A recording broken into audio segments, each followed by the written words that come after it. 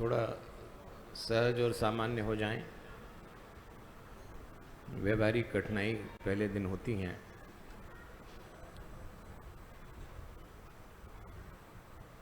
देवियों और सज्जनों, हम चर्चा कर रहे थे कि तुलसीदास जी ने हमको परिवार के राम दिए और 7 कांड में रामचरितमानस लिखा। आज बालकांड है और सूत्र है सहजता। कथा का क्रम यह है कि आज भगवान की विवाह तक की कथा है, यही बालकांड है। आइए अब धीरे धीरे कथा में चलें। इससे पहले कि हम कथा में प्रवेश करें, मैं आपको एक छोटी सी कहानी सुनाता हूँ। ध्यान से इस कहानी को सुनिएगा, आज भी काम आएगी, आगे आपके जीवन में भी काम आएगी। एक राजा को गीत संगीत सुनने का शौक था और उसके राज्य में एक बहुत ही महान कलाकार, जो बहुत अच्छा संगीतकार गीतकार था, उसको बुलाया। महान कलाकार था तो थोड़े नखरे भी थे। शर्त रखी उसने, और उसने शर्त ये रखी कि मैं जब प्रस्तुति दूं तो जितने लोग सामने बैठे हैं, मेरी प्रस्तुति को सुनकर यदि कोई भी गर्दन हिलाएगा तो उसकी गर्दन काट दी जाए, ऐसा आदेश दे दो। राजा भी राजा था, उसने आदेश दे दिया। 1000 लोग सामने बैठे और इन्होंने गाना शुरू किया। इतना सुंदर संगीत, इतना सुंदर गायन कि कोई 100 लोग गर्दन हिलाने लगे। पीछे नंगी तलवार लेके सैनिक खड़े थे। वो भूल गए कि नियम यह है कि जिसकी गर्दन हिलेगी वो उसकी गर्दन उतार दी जाएगी। लेकिन गायन ऐसा था। और फिर उस कलाकार ने गायन को बीच में रोका और कहा, अब ये जो 100 लोग हैं गर्दन हिला रहे हैं शर्त के बाद भी, इनको अलग करें। तब लोगों को होश आया और 100 लोग अलग कर दिए गए और मान के चलना भी इनकी गर्दन उतरेगी। तब उस कलाकार ने कहा, 1000 में से 100 लोग ऐसे निकले जिनकी गर्दन हिल गई थी, तो अब इन 100 को तो बैठाओ और 900 को रवाना कर दो। अब मैं अपनी प्रस्तुति केवल 100 लोगों को ही सुनाऊंगा, क्योंकि जिसका भाव ऐसा जाग जाए कि जो मृत्यु की भी चिंता ना करे, उसी को प्रस्तुति होगी। आज आप जो भी 200 लोग यहाँ बैठे हैं, वो इसी भाव से यहाँ बैठे हैं कि अब राम कथा का रसपान करने आए। अपने अपने नगर, अपने अपने शहर, अपने अपने घर से इतनी दूर यहाँ आना कोई आसान काम नहीं है। आप रसपान करने आए और आप वो लोग हैं जो भाव में डूबेंगे। तो इसी भाव से अब इस कथा को सुनिएगा। और मैंने कहा था और कोई काम नहीं करना, हम आपको पिलाएंगे राम रस, और आप ये पानी से गला तर बिल्कुल मत करना। बोतलें खोल के तो रोज पी होगी, आज जरा दिल खोल के पी जाए हमारे साथ। और ये कोई काम नहीं करना। किसी को शारीरिक दोष हो, उम्र के कारण बीमारी हो, तो वो जरूर जल पिए। लेकिन ये जो दबा के नाश्ता करके आए हैं, भाई देखो, मारवाड़ियों का शेड्यूल जो होता है ना, मैं तो जानता हूं। कथा की व्यवस्था जमे न जमे, नाश्ता बढ़िया होगा, उसके बाद लंच बढ़िया होगा, फिर हाई टी होगी, फिर डिनर होगा। अब ये सब खा खा के आए हैं तो शरीर मांगेगा ही पानी। लेकिन अगर 2 घंटे पानी ना रोक सके तो परमात्मा जीवन में उतरेगा, इसकी उम्मीद बिल्कुल मत करना। इतना तो संयम रखिए कि 2 घंटे बिना पानी के बैठिए। कोई उम्र हो, कोई और बात हो तो समझ में आता है। कोई कव्वाली की महफिल थोड़ी चल रही है कि आप बॉटल से पानी पी रहे हैं गिलास में डाल के और हम कथा कर रहे हैं। ये ना होगा, ये बिल्कुल नहीं होगा। मैं अनुमति इसकी नहीं दे पाऊंगा। तो आप में से जिस किसी को व्याधि हो, उम्र का तकाजा, वो पिए। और दबा के नाश्ता किया तो बाहर जाके पानी पियो, यहाँ से मत करो। अब समय ही हमारे पास कितना रह गया, 1 बजे तो कथा खत्म करना ही है हमको। इसलिए हमारे साथ जल्दी जल्दी चलिए। देवियों और सज्जनों, रामचरितमानस के बाल कांड की कथा आरंभ होती है। और चूंकि आज पहला दिन है तो हमारा आपका परिचय हो जाए। 7 दिन में आपको 5 काम जरूर करना है इस पावन धरती पर, फिर ये कथा उतरेगी। पहला काम, भरोसे से कथा सुनिए। भगवान भरोसे का दूसरा नाम है। इस दुनिया में कुछ लोग हैं जिनको परमात्मा मिला है और किसी एक को भी मिला है तो वह आप क्यों नहीं हो सकते। दूसरा, एक ललक बनाए रखिएगा, कुछ लेके जाएंगे इस बार की कथा में। तीसरा, शिकायत चित्त को विराम दे दीजिए। जिसका चित्त शिकायती है वो कभी शांत नहीं हो पाएगा। सहमत चित्त बनाइए। मैं जानता हूं आप अपना नगर घर छोड़ के आए हैं। डेस्टिनेशन कथाओं की व्यवस्था बड़ा कठिन काम है। कई तरह की शिकायत होगी, लेकिन अगर चित्त में शिकायत उतर गई तो कथा बह जाएगी। शिकायत चित्त को विराम दे दीजिए। हम तो इतने यजमानों को जानते हैं। हमारे कई यजमान हमसे बोलते हैं कि पंडित जी 2000 लोगों की व्यवस्था क्या 20,000 लोगों की व्यवस्था करना आसान है, पर 200 रिश्तेदारों की व्यवस्था करना बहुत कठिन है। और रिश्तेदार बड़ी प्यारी चीज होते हैं। इनका मुंह कब फूल जाए भगवान को भी नहीं पता, ये कब रूठ जाए मालूम नहीं है। तो अब ये तो रिश्तेदारी की कथा है। अब इसमें तो 50 झंझट जान को चलेगी। हमें ये कमरा, उसको ये कमरा, हमको तो देखा नहीं, उसको तो पूछा नहीं। कई समस्याएं हैं, कथा बह जाएगी। मैं बता रहा हूं। अब जो भी आपके जीवन में हो रहा है, राम जी की कृपा मान के 7 दिन निकाल लेना, तो आप आनंद ले जाएंगे। और नहीं तो ये 2 4 5 व्यवस्थापक है ना, ये 7वें दिन सब बीमार हो जाएंगे। इसलिए कथा सुनी। शिकायत चित्त को विराम। चौथी बात, 7 दिन में 5 काम में से चौथी बात, थोड़ा मौन साधिएगा। बहुत बोलते हैं हम लोग। बोलना हमारी जरूरत होना चाहिए, बोलना हमारी आदत हो गया। मैं यहां आ गया, उसके बावजूद सब आपस में बात कर रहे हैं। जरा सा साउंड सिस्टम रीसेट करना पड़ा, उतनी देर में सब बात करने लगे। कुछ तो ऐसे गलबैयां कर रहे हैं, कुछ तो ऐसी बातें कर रहे हैं जैसे कुंभ के बिछड़े 12 साल बाद आज ही मिले। अरे इस प्रांगण में तो मौन साधिए।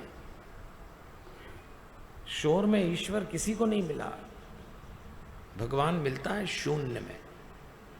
तो इस प्रांगण में अब वार्तालाप मत करना आपस में, नहीं तो खाली आए हो खाली चले जाओगे आप। अगर भगवान लेने आए हो तो ये 7 दिन मौन साधना, कम बोलना और अच्छा बोलना, तो 7 दिन निकल जाएंगे। और 5वीं बात, कोई ना कोई संकल्प जरूर लीजिएगा। क्या संकल्प लेंगे आप तय करिए। कथाएं तो आपने इसके पहले भी सुनी होंगी और इसके बाद भी सुनेंगे,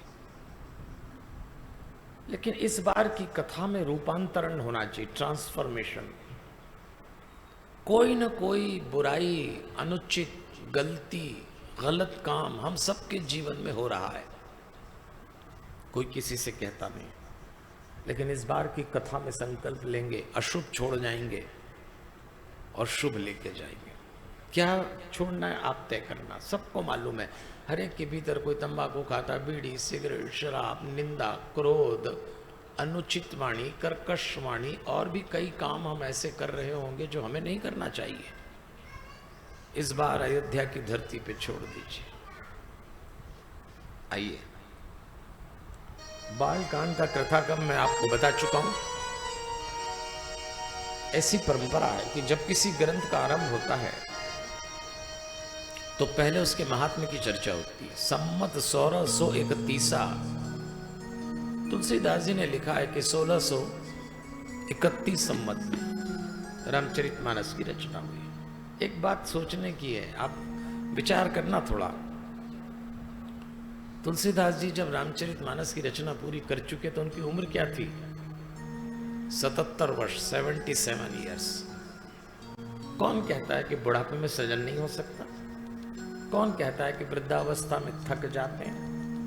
तुलसीदास जी ने 77 साल की आयु में रामचरितमानस पूरा किया और उनको लिखने में लगे थे 2 साल 7 महीने और 26 दिन।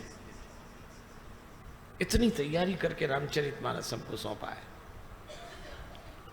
इसलिए वृद्ध लोग ये बात तो दिमाग से निकाल दें कि शरीर थक जाए तो मन नहीं थकना चाहिए, आत्मा नहीं थकना चाहिए। वृद्धावस्था में भी इतना बड़ा क्रिएशन के रामचरितमानस जैसा ग्रंथ हमको सौंप दिया। और जब ग्रंथ आरंभ हुआ तो तुलसीदास जी ने कुछ चौपाइयां लिखी हैं। तुलसीदास जी लिखते हैं, रामचरितमानस एही नामा, सुनत श्रवण पाई विश्रामा। एक चौपाई आई, इसका अर्थ है कि इसका नाम रामचरितमानस है और सुनत श्रवण पाई विश्रामा, इसको सुनने से विश्राम मिलता है। शब्द सुनना, विश्रामा का अर्थ होता है शांति मिलती है। इस राम कथा को, जो कुटुंब कथा है, आप सुने तो आपको शांति मिलना चाहिए। ये शर्त है इसकी, ये इसका प्रसाद है। तो क्या हमको शांति मिलेगी? हम जितने लोग इस सभागार में बैठे हैं ना देवियों और सज्जनों, हम सबके जीवन में 5 रास्ते से अशांति आती है, छठवा कोई रास्ता नहीं है। अशांति आने का पहला रास्ता संसार से आती है, तो संसार बदल लेना। दुर्ग छोड़ के रायपुर चले जाना, भाटापारा छोड़ के रायपुर चले जाना, रायपुर छोड़ के दिल्ली चले जाना, दिल्ली छोड़ के अमेरिका चले जाना। तो जो लोग वहां रहते हैं क्या वो अशांत नहीं है? अशांति आने का दूसरा मार्ग है, संपत्ति से आती है। कम हो तो दिक्कत, ज्यादा हो तो भी परेशानी। अशांति आने का तीसरा मार्ग संबंधों से आती है। हम मनुष्य के जीवन में कभी कभी कुछ संबंध बोझ बन जाते हैं और निभाते निभाते लोग टूट जाते हैं। फिर वो संबंध भाई भाई का हो, पति पत्नी का हो, सास बहू का हो, और कोई हो। अशांति आने का चौथा मार्ग स्वास्थ्य मार्ग से आती है। 3 साल पहले एक बीमारी ने कहां ले जाके पटका, आप भी गवाह होंगे। 4 रास्ते से आने वाली अशांति तो आप निपटा लोगे, संसार की, संपत्ति की, संबंधों की, स्वास्थ्य की। लेकिन जब 5वें मार्ग से आती है, मैंने अच्छे अच्छों को निपटते देखा है, और वो है संतान मार्ग। औलाद की मार से मैंने फौलाद टूटते देखा है। जिन्होंने दुनिया मुट्ठी में कर ली वो बच्चों के आगे हार गए। अभी ये 5 मार्ग से जो समस्याएं आती हैं, अशांति आती है, उसका निवारण इस राम कथा में मिल जाएगा। किसी को 1 मार्ग से, किसी को 2 मार्ग से, भगवान अतिरिक्त कृपा कर दे तो 5 मार्ग से आ जाती किसी किसी को। फिर क्या करेंगे? उदास हो जाएंगे, टूट जाएंगे? ऐसा तो नहीं करना है। ये कथा इसका समाधान देगी कि हमारे, इसलिए लिखा है कि सुनत श्रवण पाई विश्रामा, शांति मिलना ही चाहिए। जब 1 बजे आप यहां से जाएं, आप आए कैसे मुझे नहीं मालूम, पर जाएं तो बिल्कुल शांत होके जाएं, प्रसन्न होके जाएं, आनंदित होके जाएं, इसीलिए आए।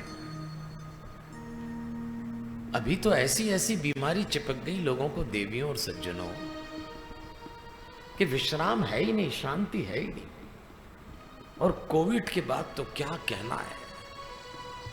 आजकल एक बहुत बड़ी फैशनेबल बीमारी चली है। किसी से पूछो आपका क्या चल रहा है, पता नहीं, कुछ अच्छा नहीं लग रहा। अब ये नई बीमारी आई है। अरे भाई क्या अच्छा नहीं चल रहा है? बस पता नहीं, कुछ अच्छा नहीं लग रहा है। तो क्या अच्छा नहीं लग रहा? पता नहीं। जिनको थोड़ी ज्यादा अंग्रेजी आती है वो अंग्रेजी में बोलते हैं मूड खराब रहता है सुबह से। अच्छा, कई तो पता नहीं कुछ अच्छा नहीं लग रहा है, ऐसा बोल के डॉक्टर के पास चले जाते हैं। अब वो डॉक्टर पूछता है भाई आपको क्या प्रॉब्लम है? पता नहीं डॉक्टर साहब कुछ अच्छा नहीं लगता आजकल। अब वो बेचारा मेडिकल कॉलेज की किताबें पलटता है, 10 साल में इस बीमारी का नाम नहीं सुना उसने कि पता नहीं कुछ अच्छा नहीं लगा। 5 बार यदि आप डॉक्टर की विजिट करें कि पता नहीं कुछ अच्छा नहीं लग रहा है, तो 6वीं बार वो डॉक्टर ही आपसे बोलता है कि भैया तुम तो आया ही मत करो, क्योंकि तुम्हारे जाने के बाद मुझे ही पता नहीं कुछ, वो इलाज करने वाला ही निपट गया। आपको क्या लगता है जिसको देखो वो अशांत है? ये तो हम लोग एक्टिंग करने में इतने माहिर हैं कि पता नहीं लगने देते। क्या एक्टिंग करते हैं खुश रहने की। कई बार तो दूसरों को देख के लगता है इनका बड़ा अच्छा चल रहा है, अपनी दिक्कतें, किसी का अच्छा नहीं चल रहा, सभी तवे पे बैठे हैं। बताना होगा सभी, जिसको अकेले छू लो वही फट पड़ेगा। इसलिए हम इस बार की कथा में अगर कोई प्रसाद लेके जाएंगे तो शांति का, क्योंकि भक्त को कभी उदास नहीं रहना चाहिए। शांत रहना हमारा जन्म सिद्ध अधिकार है, क्योंकि हम मनुष्य हैं। फिर रचि महेश निज मानस राखा, इस कथा को तुलसीदास जी कहते हैं भगवान शंकर ने अपने मानस में रखा है और उन्होंने कथा आगे बढ़ाई। कहूं कथा सोई सुखद सुहाई, सादर सुनऊ सुजन मन लाई। अब यहां एक और शब्द आया, मैं आपको प्रोटोकॉल बता रहा हूं, कथा में तो अभी चलना है। तुलसीदास जी ने लिखा है कि सादर सुनऊ सुजन मन लाई, आदर के साथ मन लगाकर सुनना। मन लाई शब्द आया है, क्यों लिखा होगा मन? अच्छा देखो, आप में से जिस किसी को शांति की तलाश हो वो एक बात अपने कलेजे पे लिख के रख ले कि हम मनुष्य 3 बातों से बने। अगर आपको शांति की तलाश हो तो पहला शरीर, फिजिकल बॉडी, दूसरा मन, अंग्रेजी में माइंड कहते हैं, और तीसरा आत्मा, जिसको आप लोग अंग्रेजी में सोल कहते हैं। तो हम बने हैं शरीर, मन और आत्मा से। जो लोग शरीर पर टिकते हैं वो शांत नहीं हो सकते, और हम में से 99% लोगों की ज़िंदगी शरीर से शुरू होती है, शरीर पे ख़त्म हो जाती है। इसीलिए हम अशांत हैं। और मन तो अशांति का, उपद्रव का केंद्र है। इस मन को अच्छे काम बिल्कुल अच्छे नहीं लगते। दुनिया के जितने गंदे और गलत काम है वो सब मन कर चुका। अब ये देखिए, कथा सुनना अच्छा काम है, और मन जानता है कि यदि मेरे मालिक ने कथा सुन ली तो फिर वो मालिक हो जाएगा, अभी तो मैं हूं, इसलिए वो आपको कथा नहीं सुनने देगा। और जब मन कथा नहीं सुनना चाहता ना तो भागे भागे जाता है। अब पकड़ पकड़ के लाते हैं। तन से तो क्या राजा बेटी की तरह कथा सुनते हैं आप लोग। मन कहाँ है आपका? हमारी कथा में लोग गर्दन तो ऐसी हिलाते हैं तन से जैसे आज ही मोक्ष उठा लेंगे, ऐसी कथा सुनते हैं। और जब कथा समाप्त होती है हमारे सामने झाड़ जाते हैं, रखो पंडित जी फिर देखेंगे। क्योंकि मन कथा सुनना नहीं चाहता, उसको गंदे और गलत काम पसंद है, और कथा सुनना अच्छा काम। और अच्छा, जिसका मन भीतर से किक मारता है उसकी गर्दन बाहर से हिलने लगती है। इसलिए आप देखना, कई लोग कथा में इधर उधर ही देखते रहते हैं। अब भी कोई आएगा सब देखेंगे, और आपका मन उस समय कहेगा अपन पहले आए, ये बाद में आए। जरा सा कोई उठ के जाएगा तुरंत किक मारेगा, गर्दन घूमेगी, ये चले रह गए, ये चले गए, अपन फंसे रह गए। इस मन को पकड़ पकड़ के लाएंगे भी। अभी देखो ना, आप कितने अच्छे से बैठे मुझे देख रहे हैं, लेकिन मन कहाँ? अजी कईयों का तो आया ही नहीं है, बाकी का मोहल्ले में घूम रहा है, कोई मॉल में, कोई ससुराल में, कई तो बैठे बैठे ग्राहक निपटाएंगे घर अपनी दुकान पे, मीटिंग भी कर लेंगे, और ऐसी गर्दन हिला रहे जैसे पूरी कथा सुन रहे हैं, भीतर से सब गायब है। अच्छा, आप अपने मन को पकड़ के ले भी आओगे कि आजा आजा सुन ले, तो कथा नहीं सुनेगा। मालूम क्या करता है? इधर उधर देखता, अच्छा ये भी आए हैं, ये भी आए हैं। अच्छा, न सिर्फ देखता है बल्कि एनालिसिस करता है ये इतनी कथा सुनते हैं, आज तक ढेला नहीं सुधरे, अब दूसरे की भी टिप्पणी चालू। फिर आप उस मन को समझाएंगे, सुन ले शांति से सुन ले, कथा नहीं सुनेगा, पंडित जी में घुस जाएगा। कईयों का मन 10 मिनट हम में घुसा रहता है, ये कहां से आए होंगे, किन्ने पकड़ा होगा इनको। फिर आप कहेंगे क्या लेना देना, सुन ले, कथा नहीं सुनेगा। पंडित जी का भी एनालिसिस होगा, कितनी दक्षिणा लेते होंगे, आपसे तो नहीं ली ना, दे दी हमको मुंदड़ा परिवार ने, द्वारकानी परिवार ने, और जो मंत्री परिवार ने कर दिया हमारा हिसाब, आप फिक्र मत करो।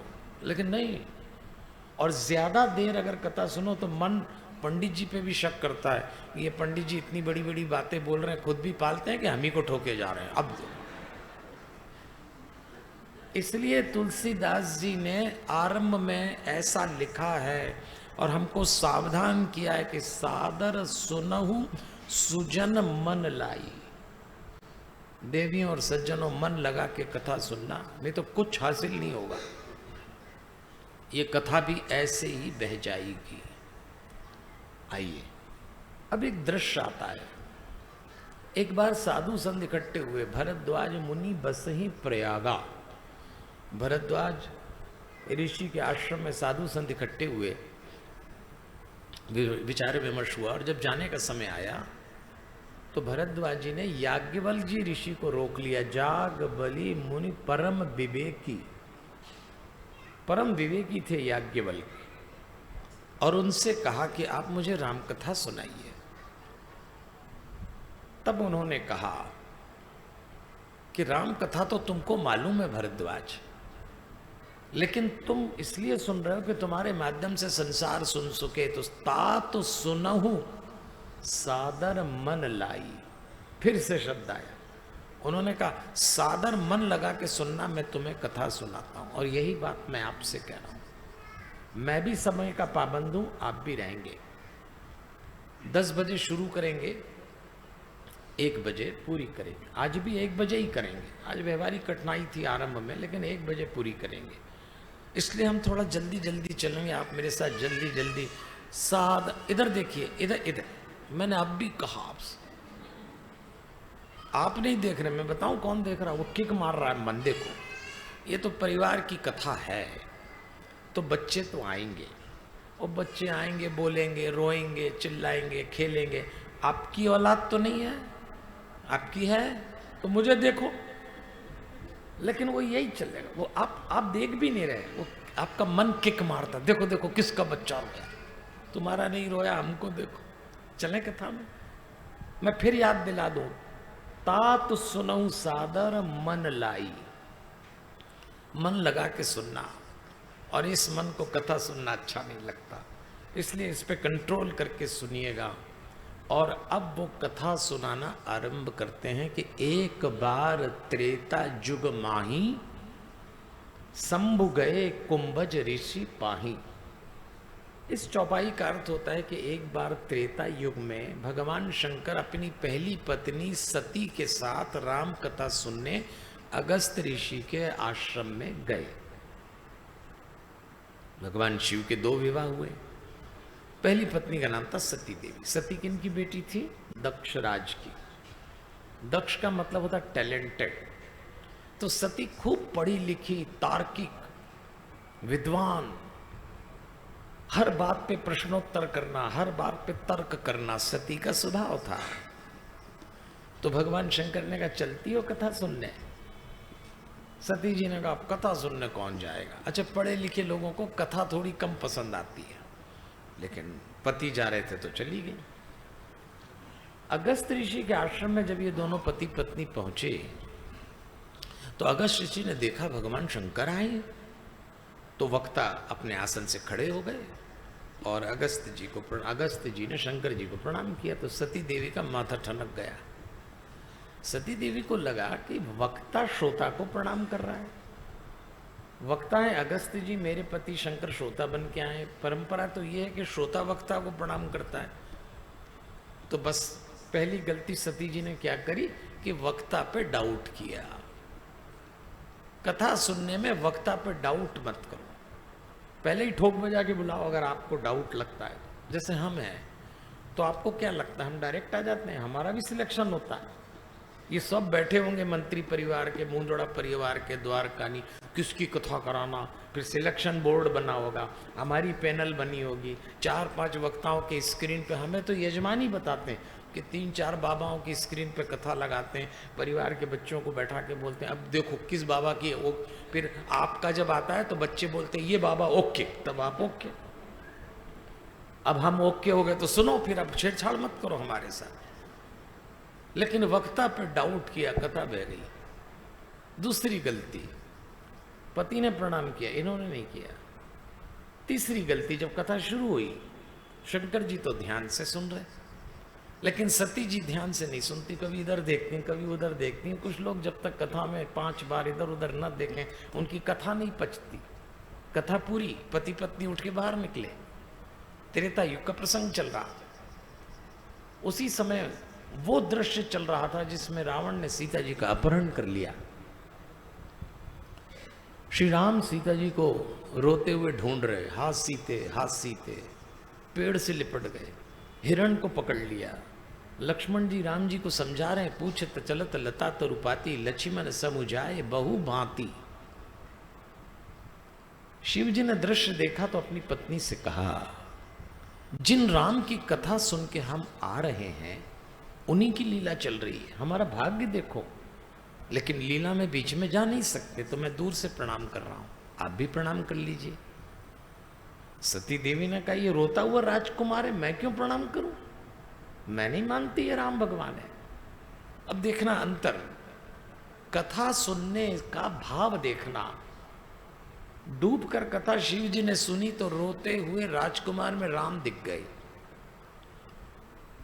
सती जी ने ठीक से कथा नहीं सुनी तो राम में भी रोता हुआ राजकुमार देखा। कथा कैसे सुनते हैं ये इस पर डिपेंड करता है, रिजल्ट क्या मिलेगा। कहती मैं नहीं प्रणाम करूंगी। अच्छा तो ठीक है, फिर क्या चाहती है? परीक्षा लो। हाँ परीक्षा ले लो। लेकिन शंकर जी ने कहा, देवी ध्यान रखना, वो भगवान है, उनकी परीक्षा सावधानी और मर्यादा से लेना।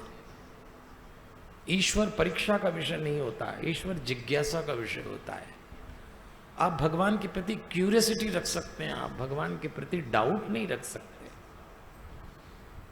एक चट्टान पे बैठ गए शंकर जी और कहा, जाओ देवी।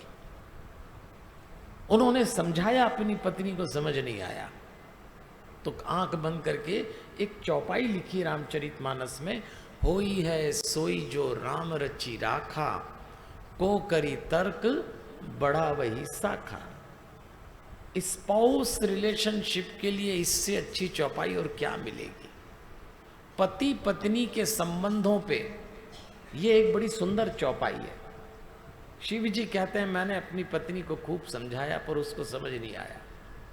अभी भी हमारे पास कई भाई साहब आते हैं कि गुरुजी बाकी सब तो ठीक है पर वाइफ समझती नहीं। हाँ तो तुम्हारी क्या नहीं समझेगी, उनकी नहीं समझ रही थी। भगवान शंकर की नहीं समझ रही थी हजारों साल पहले, तो अभी लोड नहीं लेना। अभी उनकी नहीं समझ रही तो आपकी भी नहीं समझ रही।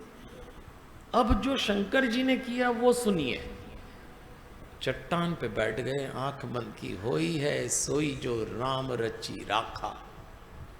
जीवन में बहुत कुछ वही होता है जो भगवान ने रचा हुआ है। को करी तर्क बढ़ावे ईसा का। पति पत्नी के संबंधों में तर्क की शाखा बढ़ाने से निदान नहीं निकलता। अब जरा ध्यान से सुनना।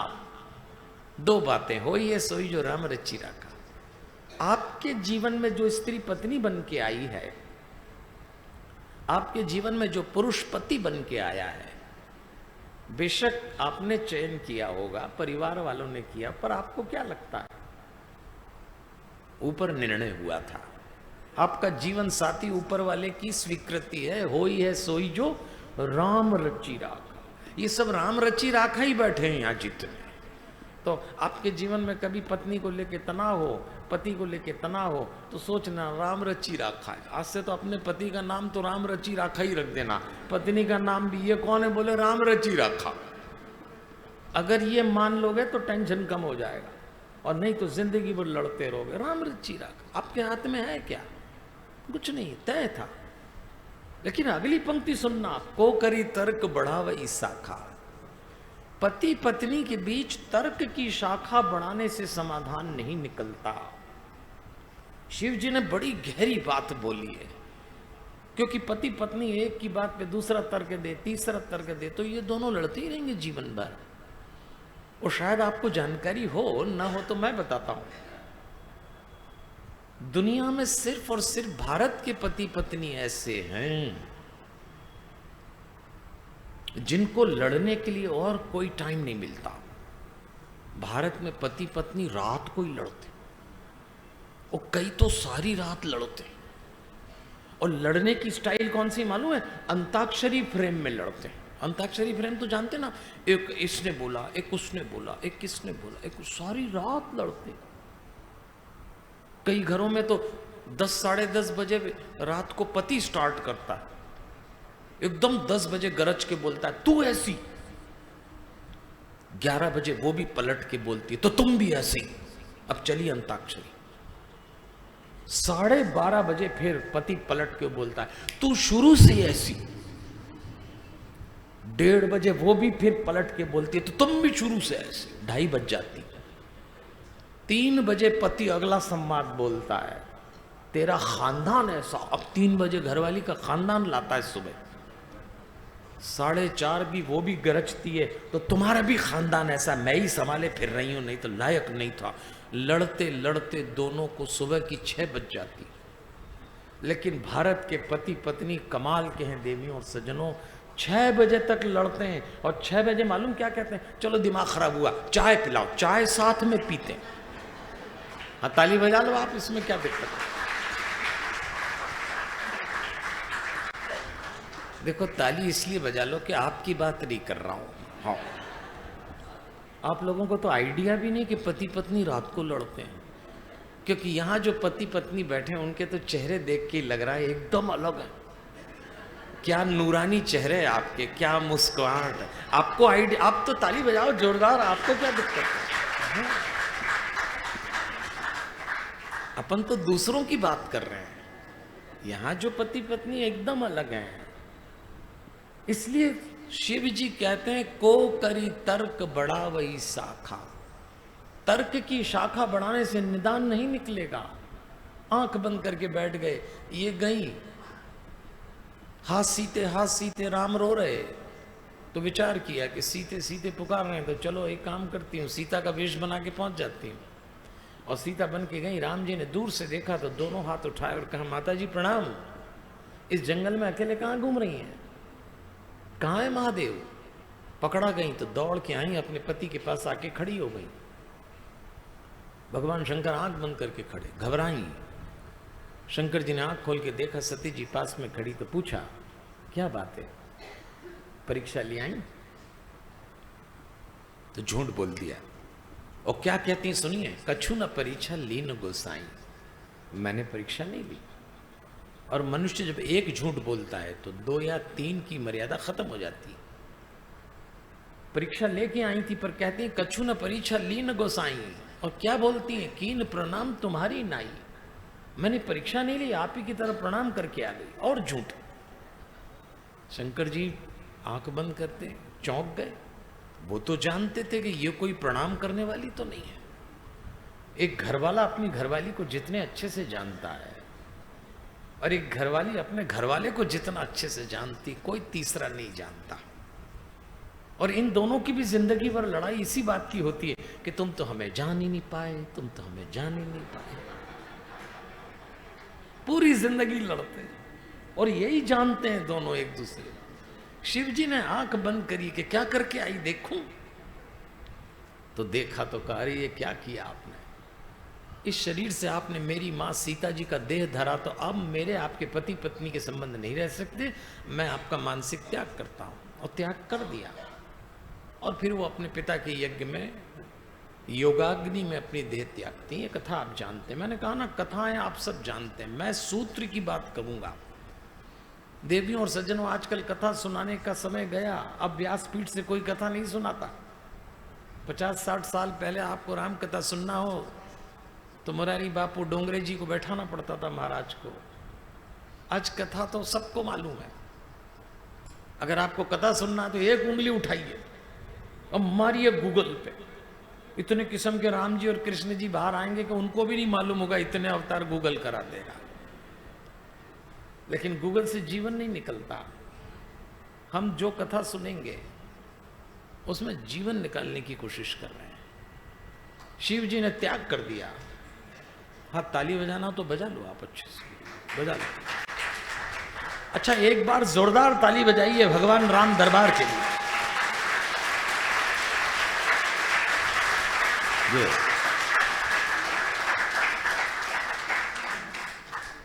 अच्छा, जब मैंने कहा तो आपने बड़ी अच्छी ताली बजाई, तो पहले क्यों नहीं बजाई अच्छी ताली? इसीलिए कि बहुत सारे लोगों को तो अभी भी नहीं मालूम है कि काहे के लिए आए और क्यों आए। बैठे हैं सब, कई तो रिश्तेदारी में ही फंसे हैं बहुत सारे, तो और बाकी बैठे हैं, कथा चल रही है, क्या चल रही, कोई लेना देना नहीं। कथा तो हम इसलिए आपको ताली इसलिए बजवाते हैं कथा में कि आपको ये पता लग जाए कि क्यों बैठे और काहे के लिए बैठे। और ये भी ध्यान रखो, ये कमबख्त नींद और कभी नहीं आती, कथा में बहुत मीठी आती। कईयों को तो कथा में ही आती है, हम इधर शुरू वो उधर शुरू, और सब बढ़िया दबा के नाश्ता करके आए और यहीं सोएंगे खा खा। मैं बता रहा हूँ, तो ताली तो हम इसलिए बजाते हैं कि आपको पता लग जाए, और नहीं तो लोगों को ये तक नहीं। मैं हमेशा एक घटना सुनाता हूँ। एक बार मैं भागवत की कथा करता था, 80 साल की एक बूढ़ी माई कोने में बैठ के हमारी कथा सुनती, 80 साल की, और कैसी सुनती? एक टक। एक टक मतलब समझते ना, किसी को एक निगाह देखना। अब आपको 3 घंटे कोई एक टक देखेगा तो आप भी थोड़े बेचैन हो जाओगे। तो हम सोचते हैं चौथे दिन हम नीचे उतरे, और मैंने उस बूढ़ी माई से कहा, माई आप कथा बड़ी गजब की सुनती हैं, एक टक मुझको देखती, आपको कथा कैसी लगती? उस माई ने जो जवाब दिया देवियों और सज्जनों, बड़ा अद्भुत था। उसने कहा, पंडित जी मेरे को तो सुनाई नहीं देता। और ये मैंने कहा सुनाई नहीं देता तो मुझे एक टक क्या देखती हो 3 घंटे? अब जो जवाब माई ने दिया वो तो और कमाल का था। उन्होंने कहा, पंडित जी मैं ये सब नहीं जानती, पर पिछले 6 महीने से मेरी बहू से लंबा पंगा चल रहा है, और मुझे मेरी बहू की सूरत बिल्कुल पसंद नहीं है, और उसके मुकाबले आप थोड़े ठीक दिखते तो आप ही को देखती रहती हूँ। अब बजाइए ताली। ये 7 दिन तक आपको कथा सुनना है। और जब मैं कहता हूँ ताली बजाइए तो सिर्फ इसीलिए कहता हूँ कि मेरा अनुभव है कि हमारी कथा में ये जो जोड़े से आते हैं ना, पति पत्नी, ये ताली के मामले में इतना कबाड़ा करते हैं कथा का, क्योंकि एक ही बजाता है, दोनों नहीं बजाते। एक ही पत्नी ताली बजाती, भाई साहब नहीं बजाते। अब भाई साहब से पूछो, भाभी जी तो ताली बजा रही, आप नहीं बजा रहे, तो भाई साहब कहते हैं इसको काहे के लिए लाया? अब बताओ, मतलब तुम्हारी घरवाली तुम्हारे हिस्से की ताली भी कथा में ठोके। अच्छा, कभी उल्टा भी हो जाता है, कभी हम देखते हैं भाभी जी नहीं बजा रहे, भाई साहब बजा रहे, तो हम भाभी जी से पूछते हैं आप ताली नहीं बजा रही, ये तो बजा रहे हैं। तो वो कहती, पंडित जी बजाने दो ना, धेला घर का कोई काम नहीं करते, कम से कम ताली तो बजाएंगे। अब बजाइए दोनों मिलके ताली। हाँ,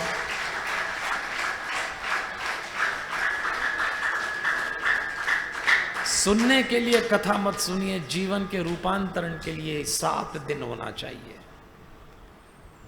शिव जी ने त्याग कर दिया, समाधि में चले गए। तारकासुर नाम के राक्षस को कौन मारेगा? तो ब्रह्मा जी ने कहा, शिव और पार्वती की संतान। अब शिव जी को दोबारा विवाह कराओ। वही सती देवी पार्वती बन के हिमाचल राज के यहां जन्म लेती है। हिमाचल राज के यहां जब पार्वती जन्म लेती हैं तो उनके गुरु नारद जी आते हैं, और नारद जी कहते हैं इस कन्या का विवाह शिव जी से होगा, इसके लिए तपस्या करें। गुरु के कहने पे पार्वती तपस्या करती हैं, शिव जी को प्रसन्न करती हैं। मैं विस्तार नहीं जा रहा, कथा आपने सुनी है। शिव जी के विवाह की तिथि तय हो जाती है, बारात चल पड़ती है, पार्वती जी से विवाह करके लौट के आते हैं। अब यहां ध्यान देना आप, उस दिन शिव जी जैसे दूल्हा बने, दुनिया में ऐसा कोई दूल्हा कभी बना ही नहीं। मृग चर्म लपेट लिया, 2-4 सांप ज्यादा लपेट लिए, पूरे शरीर में भस्म लगा ली, सावन का महीना चल रहा है, देवताओं ने जाके शिव जी से कहा, भाई क्या प्रॉब्लम है बेटा। देवताओं ने जाके शिव जी से कहा, महाराज जब बारात जाती है तो बाराती भी लगते हैं, तो रिश्तेदार लगते हैं। तो उन्होंने कहा बुलाओ हमारे रिश्तेदारों को। तो श्मशान में से जितने भूत प्रेत सब आ गए। ऐसी बारात बनी कि देवताओं ने कहा ये बारात अगर हिमाचल राज्य गई तो वापस लौटा देगा राजा। तो विचार ये हुआ कि विष्णु जी, इंद्र और देवता आगे आगे चलें और शिव जी और सारे उनके गण पीछे पीछे। और जैसे ही हिमाचल राज्य के यहाँ प्रवेश करती तो लोगों ने देखा, वो इंद्र को ही दूल्हा समझे। तो उन्होंने कहा क्या दूल्हा है विष्णु जी को, और क्या बाराती हैं। हमारी बेटी के भाग खुल गए और बारात पहुंच गई द्वार में। द्वाराचार के लिए जब मैना जी आई, ससुर अपने हरिओम सासू जी को आरती उतारना थी शिव अपने, तब विष्णु जी ने देवताओं से कहा अब तो हटो और ओरिजिनल दूल्हा आगे करो भाई। और जैसे शिव जी प्रकट हुए, धड़ाम से थाली गिर गई मैना जी के हाथ से, और मैना जी चिल्लाने लगी, अपनी बेटी को लेके पहाड़ से कूद जाऊंगी, जल में गिर जाऊंगी, अग्नि में जल जाऊंगी, पर अपनी बेटी इसको नहीं दूंगी। अब बताओ आप, द्वार पे दूल्हे का अपमान हो रहा है। अपन लोग बारात लेके जाते हैं, क्या नशा चढ़ता है बारात को देखना। छोटे मोटे बाराती का अपमान होए, लोग बारात में हंगामा कर देते हैं। यहाँ तो दूल्हा ही नहीं पड़ रहा था। लेकिन लोगों ने शिव जी से पूछा अब आप क्या करेंगे। शंकर जी बड़े अनूठे हैं। शंकर जी ने कहा इन्हें अपनी बेटी देना हो तो दें, ये मेरी आलोचना कर रही हैं, प्रशंसा कर रही हैं, मुझे कोई फर्क नहीं पड़ता। मैं क्या हूं ये निर्णय मैं करूंगा, ये करने वाली कौन है। कितनी अच्छी बात लिखी। हम लोग क्या हैं ये निर्णय हम करें।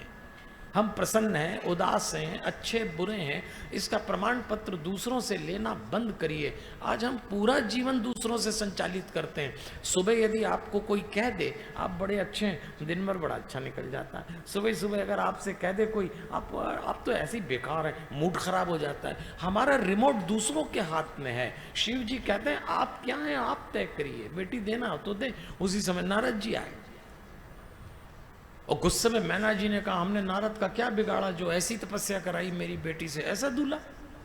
नारद जी आगे जाने लगे तो किसी ने कहा चले मत जाना, आप ही के नाम की दुहाई चल रही है। तो नारद ने कहा मैं इस परिवार का गुरु हूं, और अगर साधु मान और अपमान में भेद करे तो वो साधु नहीं है। नारद आगे गए और कहते हैं देवी क्यों रुदन कर रही हो, जिससे तुम अपनी बेटी मान रही हो तो जगत की माता है, और जिसे तुम अपना दामाद समझ रही तो जगत का पिता है। इनके संबंध तो जन्म जन्म से तय हो चुके हैं, हम और आप तो माध्यम है। तब विवाह हुआ। और जब पति पत्नी आए, शिव और पार्वती कैलाश में जब पहुंचे और दोनों बैठे हुए थे देवियों और सज्जनों, आप जरा देखना, पति पत्नी एकांत में बैठे थे और पार्वती जी ने अपने पति शंकर जी से कहा पिछले जन्म में सती के रूप में मैंने राम जी पर संदेह किया तो मुझे देह त्यागना पड़ी। इस जन्म में पार्वती के रूप में आपसे पूछना चाहती हूं कि राम कौन है। जो दशरथ के बेटे हैं क्या कोई और हैं? जिनकी वेदों में चर्चा आती वो कोई और है? जिनको ऋषि मुनि पूछते हैं वो राम कोई तीसरे हैं क्या? मुझे बताइए। जैसे ही पार्वती जी ने पूछा राम कौन है, शिव जी को जैसे नशा आ गया, राम जी के बाल रूप में डूब गए। शिव जी ने कहा देवी आप धन्य हैं और मैं धन्यवाद देता हूं, आपने मुझसे राम कथा पूछी है। देवी और सज्जनों विचार करना, आप पति पत्नी एकांत में बैठे हो तो काम कथा फूटती है, ये तो दुनिया जानती है। लेकिन ये पति पत्नी एकांत में बैठे तो काम कथा नहीं राम कथा फूटी है। इसका सीधा सा अर्थ है कि पति पत्नी एकांत में बैठे हो तो दोनों का एकांत दिव्य होना चाहिए, समझदारी भरा होना चाहिए, प्रेम पूर्ण होना चाहिए। क्योंकि पति पत्नी का एकांत यदि दिव्य है तो उसका सीधा फायदा संतानों को मिलता है, और पति पत्नी का एकांत यदि तनावपूर्ण है तो उसका सीधा नुकसान औलाद को मिलेगा। इसलिए अपना एकांत दिव्य रखिए। आज हम लोगों के साथ उल्टा हो जाता है। हम पति पत्नी के रूप में सबके सामने तो इतने अच्छे से रहते, कि दूसरों को लगता है क्या आदर्श जोड़ा है, आइडियल कपल। कई जोड़ों को तो देख के लगता है जैसे भगवान ने एक दूसरे के लिए बनाया सबके सामने, और जैसी अकेले में मिलते हैं कि निकलती तलवारें, क्या लड़ाई करते हैं अकेले में। आप लोगों की बात नहीं कर रहा हूं, आप तो ताली बजाओ, आपको तो आइडिया भी नहीं कि पति पत्नी अकेले में लड़ते भी हैं, क्योंकि आपको तो देख के लगते हैं क्या जोड़े बैठे हैं यहाँ। लेकिन जिस भी दंपत्ति का एकांत तनावपूर्ण है, कीमत उनसे ज्यादा उनके बच्चे चुकाएंगे। इस पे आगे बात करते चलेंगे। अभी तो काम की बात यह कि राम कथा फूटी और आंख बंद की, और वो संसार की मशहूर चौपाई तुलसीदास जी ने लिखाई, शंकर जी के मुंह से निकलती है, मंगल भवन अमंगल हारी, द्रवहुस दशरथ अजिर बिहारी। इस चौपाई को हम लोग बोलते हैं, थोड़ा विचार करना, ये चौपाई है कि आज का सूत्र सहजता है। आज का सूत्र क्या है? सहजता। बालकांड में बचपन से सहजता चली जाए तो बचपन विकृत हो जाता है। मंगल भवन अमंगल हारी, मंगल को करने वाले अमंगल को हरने वाले।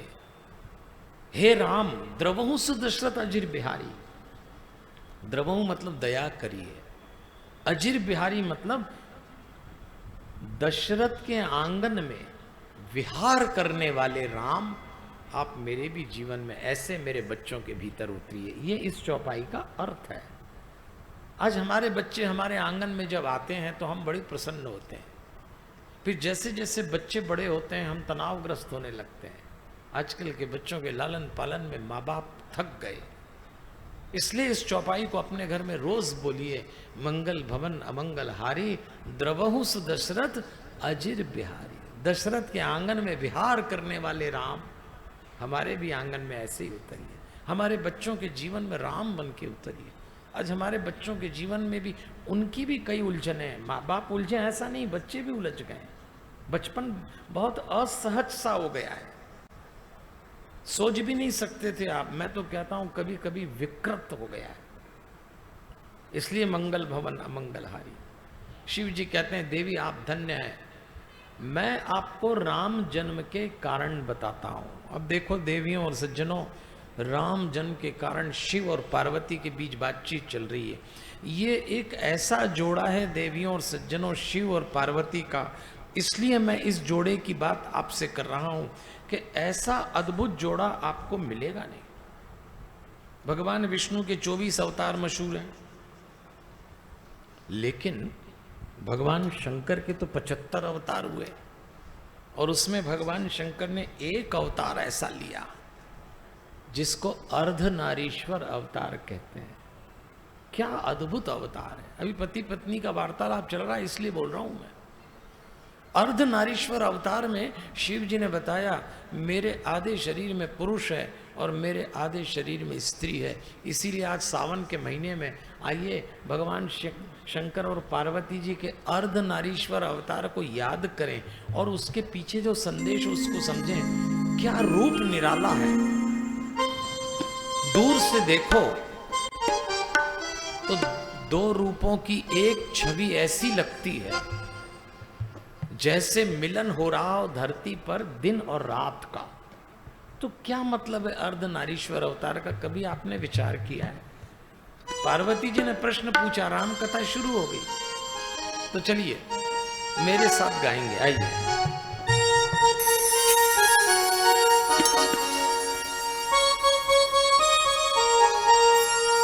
रूप निराला आपका अजब है भोलेनाथ, भक्तों में पैदा करे अचरज और विश्वास। आधा रूप तो आपका और आधा गौरा सा, तभी तो कहलाए बाबा गौरी शंकर आ।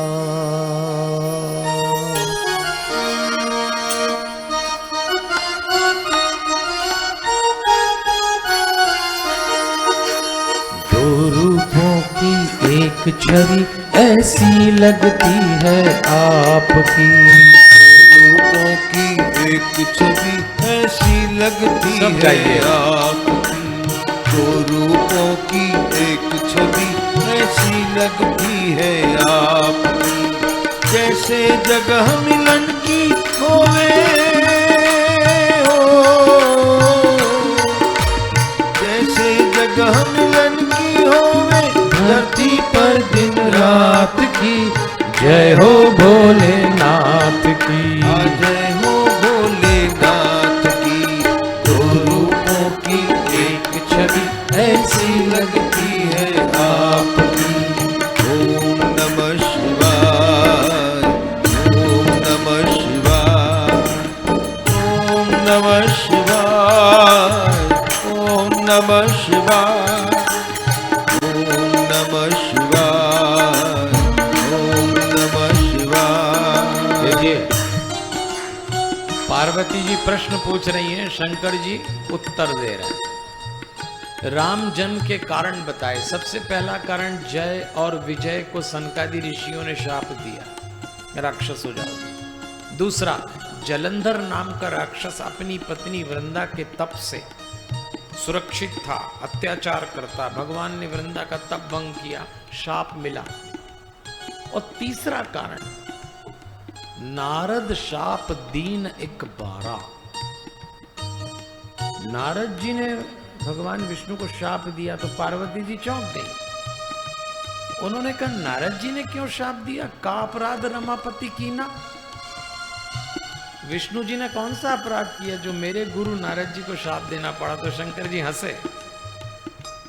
देवी, अपने गुरु का बचाव कर रही हो। अपराध विष्णु जी ने नहीं, अपराध नारद से हुआ। अब तो चौंक गई, गुरु के प्रति भाव था। क्या अपराध हुआ नारद जी से, उस कथा में ले चलते हैं। बातचीत चल रही शिव पार्वती जी, अर्धनारीश्वर अवतार। एक रूप में भगवान शंकर एकदम शांत हैं, दूसरे रूप में भयंकर। और यही मनुष्य का स्वभाव है। सृष्टि के पालक की लीला बड़ी निराली है।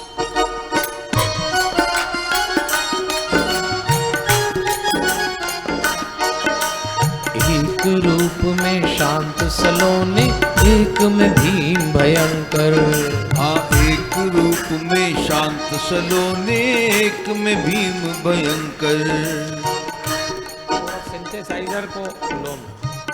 एक रूप में शांत सलोने, एक में भीम भयंकर। एक रूप में शांत सलोने, एक में भीम भयंकर। आधे नर और नारी में कहलाते गौरी शंकर। आधे नर और नारी में कहलाते गौरी शंकर। हे सृष्टि के पालक लीला, हे सृष्टि के पालक लीला अजब निराली आपकी। जय हो भोलेनाथ, जय हो भोलेनाथ की। रूपों की एक छवि ऐसी लगती है आपकी। ओम नमः शिवाय, ओम नमः शिवाय, ओम नमः शिवाय, ओम नमः शिवाय। अच्छा देखिए, एक काम की बात कर लेते हैं। बातचीत चल रही पति पत्नी की। शिव जी का अर्धनारीश्वर स्वरूप एक बहुत फिलॉसफी गहरी है, आपसे शेयर करता हूं, ध्यान से सुनना आप। जिन पति पत्नी में आपस में मतभेद ज्यादा हो, थोड़ी थोड़ी बात पे उलझन खड़ी हो जाती हो, अपनी पत्नी या अपने पति जिसको जीवन साथी कहते हैं, उसके साथ उठने बैठने रहने में दबाव महसूस होता हो, मजबूरी में समझौता करके दाम्पत्य गुजार रहे हो, तो मेरी इस बात को ध्यान से सुनना, अर्धनारीश्वर अवतार। शिव जी कहते हैं एक स्त्री में आधा पुरुष और एक पुरुष में आधी स्त्री होती है। ये अर्धनारीश्वर अवतार है। जो पुरुष आपको बाहर से पूरा पुरुष दिख रहा है वो अंदर से आधी औरत और आधा आदमी है। और जो स्त्री आपको बाहर से पूरी स्त्री दिख रही है वो भीतर से आधी स्त्री आधा पुरुष है। तो हम बाहर की एक यूनिट देखते हैं जबकि भीतर 2 यूनिट और है। तो हम लोग 3 यूनिट से बने। ध्यान देना, 2 भीतर की 1 बाहर की। अब जब पति पत्नी में झगड़ा होता है तो क्यों होता है, कभी सोचा आपने? गहरी बात, अर्धनारीश्वर अवतार से समझे। जब कभी किसी स्त्री के भीतर का आधा पुरुष असंतुष्ट रह जाए तो बाहर की पूरी स्त्री चिड़चिड़ी हो जाती है। पंक्ति सुनना आप, किसी स्त्री के भीतर का आधा पुरुष असंतुष्ट रहे तो बाहर की पूरी स्त्री चिड़चिड़ी, और किसी आदमी के भीतर की आधी औरत अतृप्त रह जाए तो बाहर का पूरा पुरुष आक्रोशित। ये फिलॉसफी है। तो यदि कोई पत्नी से संबंध अच्छे चाहे, कोई पत्नी पति से संबंध चाहे, तो यदि कोई पुरुष अपनी पत्नी के भीतर के आधे पुरुष को तृप्त करने की कला सीख जाए तो बाहर की पूरी औरत तृप्त हो जाएगी। और यदि कोई स्त्री अपने पति के भीतर की आधी स्त्री को तृप्त कर दे, बाहर का पूरा पुरुष तृप्त है। अब इस पे विचार करना आज अपने रूम में जाके, बात गहरी है। क्या होता है, पति पत्नी में लड़ाई होती तो वो दोनों समझ रहे हैं कि लड़ाई 2 यूनिट में है। लड़ाई 2 यूनिट में नहीं है, लड़ाई 6 यूनिट में चल रही। भीतर के 2 भी काम कर रहे हैं और इसीलिए पति पत्नी का संबंध बड़ा निराला हो जाता है। इसमें पता ही नहीं लगता क्या चल रहा है। दोनों की लड़ाई भी बड़ी अजब चलती है। तंग नहीं करते हैं उन्हें हम आजकल। किसी शायर ने पति पत्नी के लिए बड़ी बारीक बात लिखी, ध्यान से सुनना, कि तंग नहीं करते हैं उन्हें हम आजकल। ये बात भी उन्हें तंग करती है। इतना बारीक रिश्ता है, इतना। कोई पति अगर थोड़ा उदास हो जाए तो भी टेंशन हो जाता है, क्या चल रहा है इनका आजकल। कोई पति यदि ज्यादा खुश रहे तो भी पत्नी को लगता है कुछ ज्यादा ही खुश दिख रहे हैं आजकल। ये रिश्ता ही ऐसा। इसलिए अर्धनारीश्वर को समझिए, सदा राम में रहने वाले महाकाल भगवान।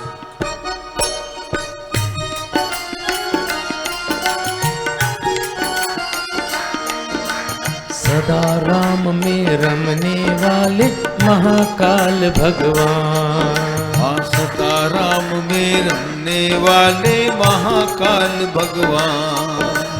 जब भी भक्तों को वर देकर करते हो कल्याण। जब भी भक्तों को वर देकर करते हो कल्याण। बन जाती है तब तब भोले,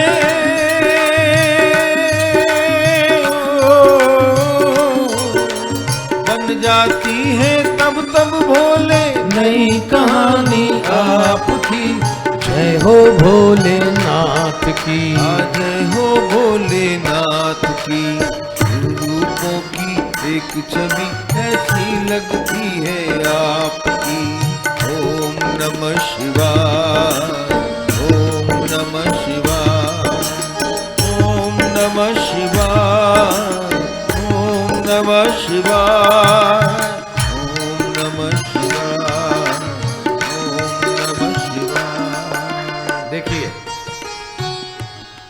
देवियों और सज्जनों, कथा नारद जी की आ रही। एक बार नारद जी हिमालय की तलहटी पे ध्यान लगाने बैठे। सुंदर दृश्य था तो ध्यान लग गया। समाधि घटी तो इंद्र का आसन डोल गया। इंद्र को लगा ये समाधि कहीं मेरा आसन लेने के लिए तो नहीं कर रहे, चलने दीजिएगा। तो कामदेव को भेजा, इनकी तपस्या भंग करो। कामदेव ने सारी रचना रची पर नारद जी को नहीं जीत पाया। तो कामदेव के जो सहयोगी थे वसंत, अप्सराएं, अब क्या करें। कामदेव ने कहा एक टेक्निक मुझे आती है, मैं भी निपटाता हूँ। कामदेव ने नारद जी को प्रणाम किया, फिर माला पहनाई और फिर प्रशंसा की कि आपने मुझे जीत लिया। शंकर जी ने तो भस्म किया, आपने तो भस्म भी नहीं किया। और नारद जी के कानों में प्रशंसा पड़ी, जिसने इतनी बड़ी तपस्या की वो खड़ा हो गया। किसी को निपटाना हो तो 3 काम करो, अच्छे अच्छे निपट जाते हैं। पहला प्रणाम, दूसरा पुष्प, तीसरा प्रशंसा। हमको तो रोज तीनों काम होते हैं। तो इतना प्रणाम करते हैं लोग हमको कि यदि कोई एक हाथ प्रणाम ना करे तो हमारा भी उड़ जाता है माथा। दूसरा पुष्प, मंच पे, ये तो आप तो भले लोग हैं, सचमुच मुंदड़ा परिवार और मंत्री परिवार और द्वारकानी, आपने तो 1-2 ही माला में रह दिया, नहीं तो कई कार्यक्रम में तो इतनी माला पहनाते हैं, लाइन लगी रहती। अच्छा, हम जब माला पहनते हैं तो आयोजक धीरे से बोलता है, पंडित जी माला उस साइड नहीं इस साइड उतारना। तो हम पूछते क्यों? बोले नहीं, वापस उठा लेंगे, क्योंकि माला 5 पहनाने वाले 25 है, वही हमारे गले में डलते। पंडित जी को लग रहा 25 लोगों ने पहनाई। अच्छा देखो, सच बात तो ये है कि ये जितनी मालाएं लोग हमारे गले में डालते हैं, ये हमारा मान रखने के लिए नहीं डालते, उनका मान रखने। क्योंकि वो जो लिस्ट बनती ना रात को, उसमें जो छूटा वही रूठा। अब यहां भी बनेगी रात को लिस्ट, देखो ना भैया, वो समधी न छूट जाए, वो काका जी न छूट जाए, वो मामा जी न छूट जाए, और जो छूटा उसकी कथा भी छूटी। सब माला पहनाते हैं, 4 माला में एडजस्टमेंट हो जाता। और तीसरी बात, प्रशंसा। नारद जी की प्रशंसा की, आदमी गया काम से, नारद जी खड़े हो गए और तुरंत बोले मैंने काम को जीत लिया, और पहुंच गए कैलाश। नारद जी की चाल देख के शंकर जी समझ गए कि बाबा गया काम से आज।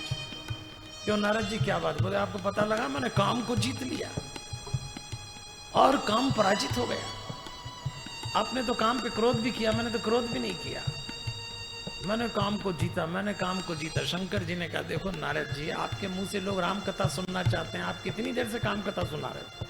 आप साधु हो, चलो मुझे बता दिया, विष्णु जी कोई बात मत बताना। नारद जी का माथा ठनक है, ये मुझसे जलते हैं तभी मना कर रहे हैं। अच्छा, किसी को कोई काम न करने को कहो तो वो ज्यादा इच्छा होती करने की। विष्णु जी के पास पहुंच गए, विष्णु जी को जब सुनाया तो विष्णु जी समझ गए।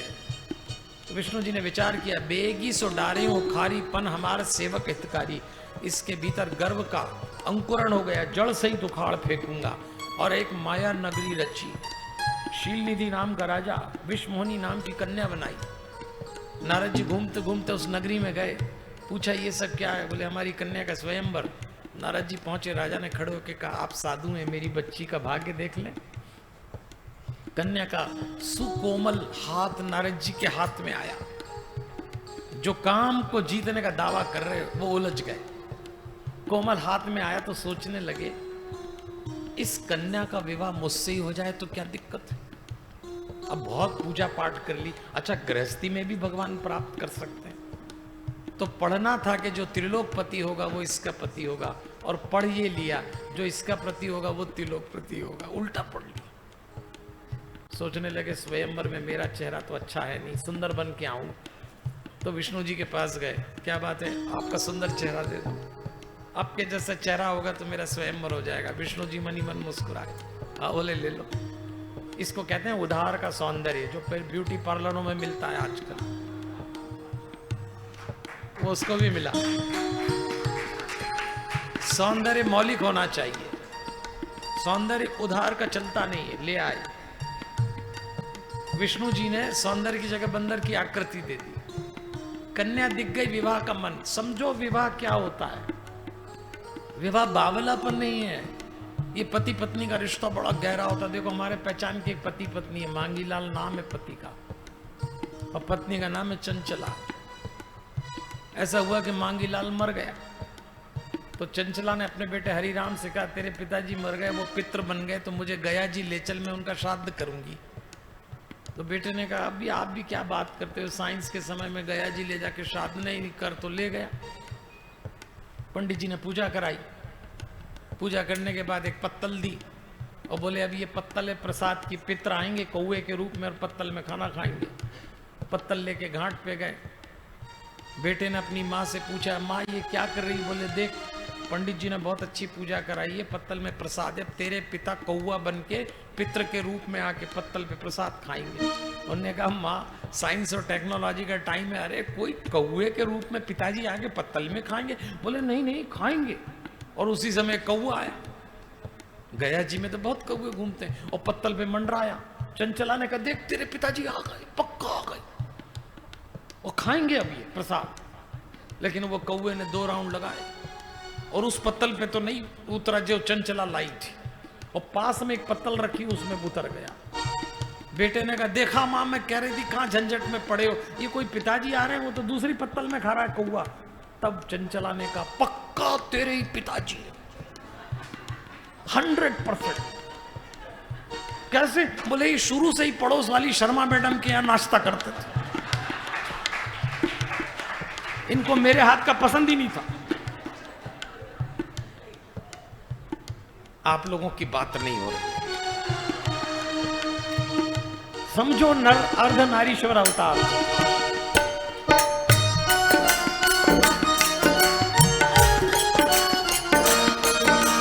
कभी पिया विष जग की खातिर, कभी तांडव नर्तन।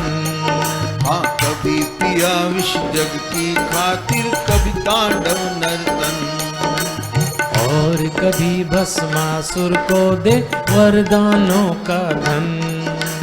और कभी भस्मासुर को दे वरदानों का धन। अर्धनारीश्वर कहला के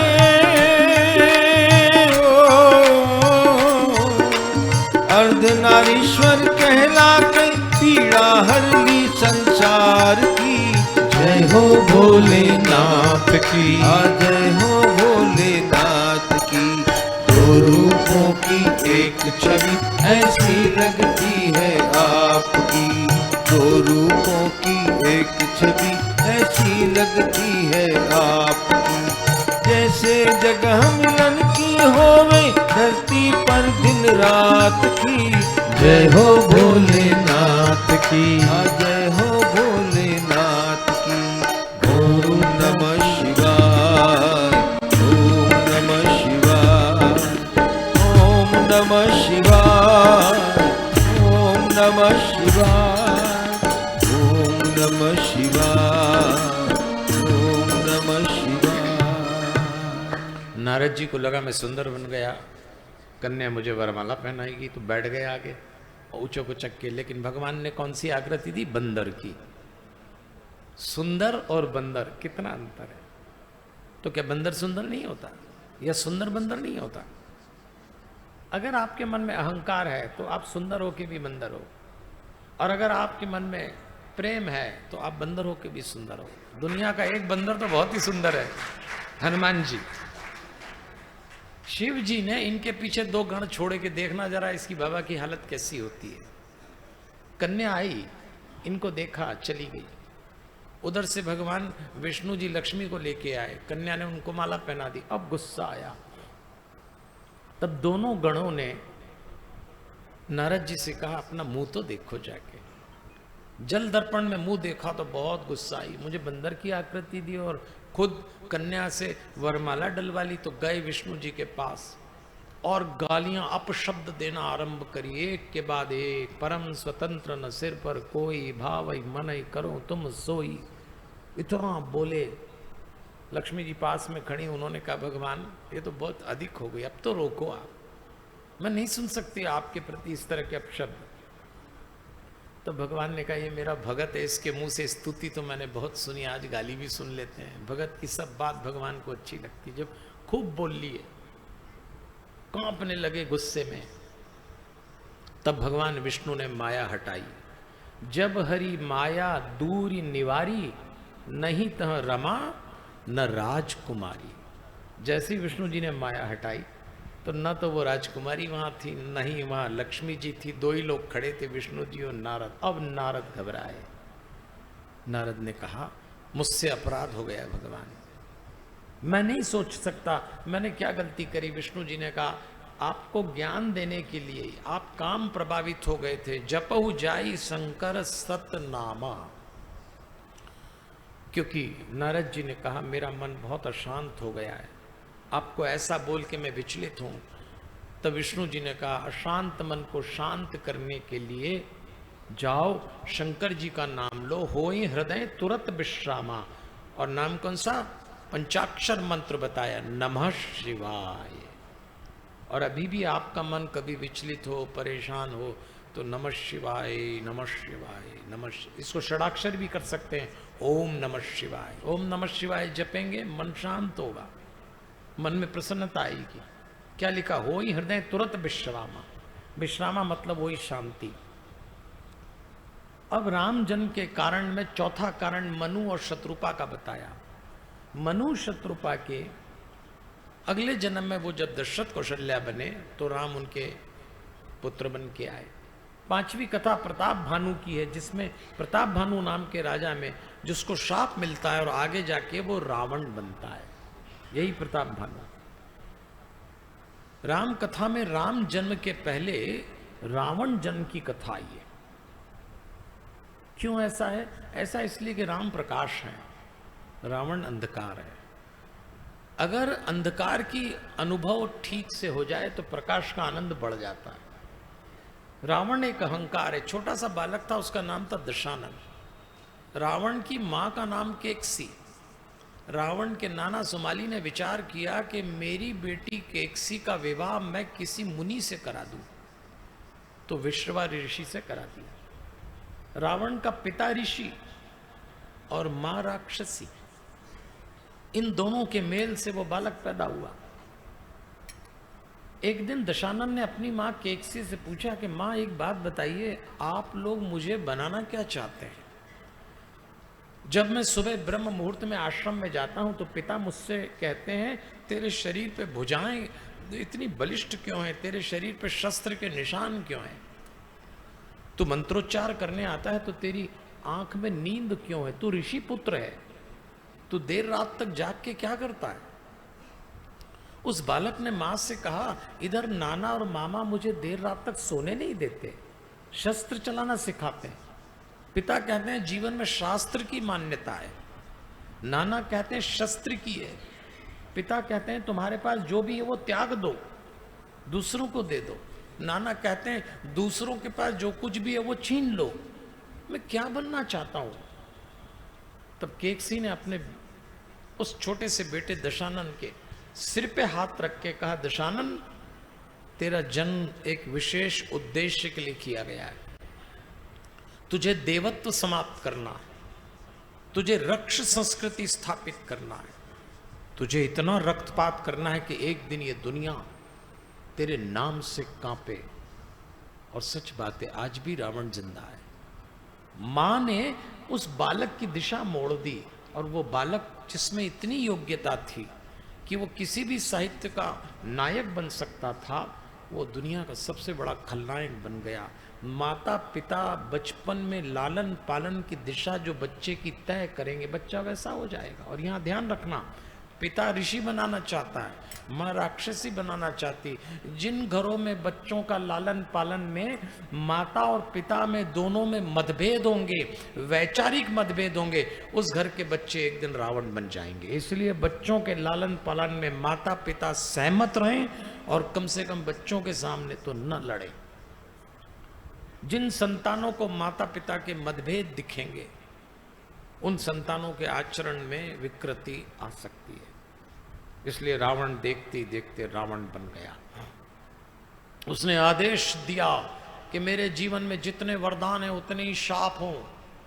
उसने ऐसी तपस्या की कि भगवान को प्रसन्न करके कहा, हम काहू के मर ही न मारे, मुझे कोई मार न सके। बानर मनुज जाति दुई बारे, केवल मनुष्य और बंदरों को छोड़ के मुझे कोई न मार सके। ब्रह्मा जी ने तथास्तु कर दिया।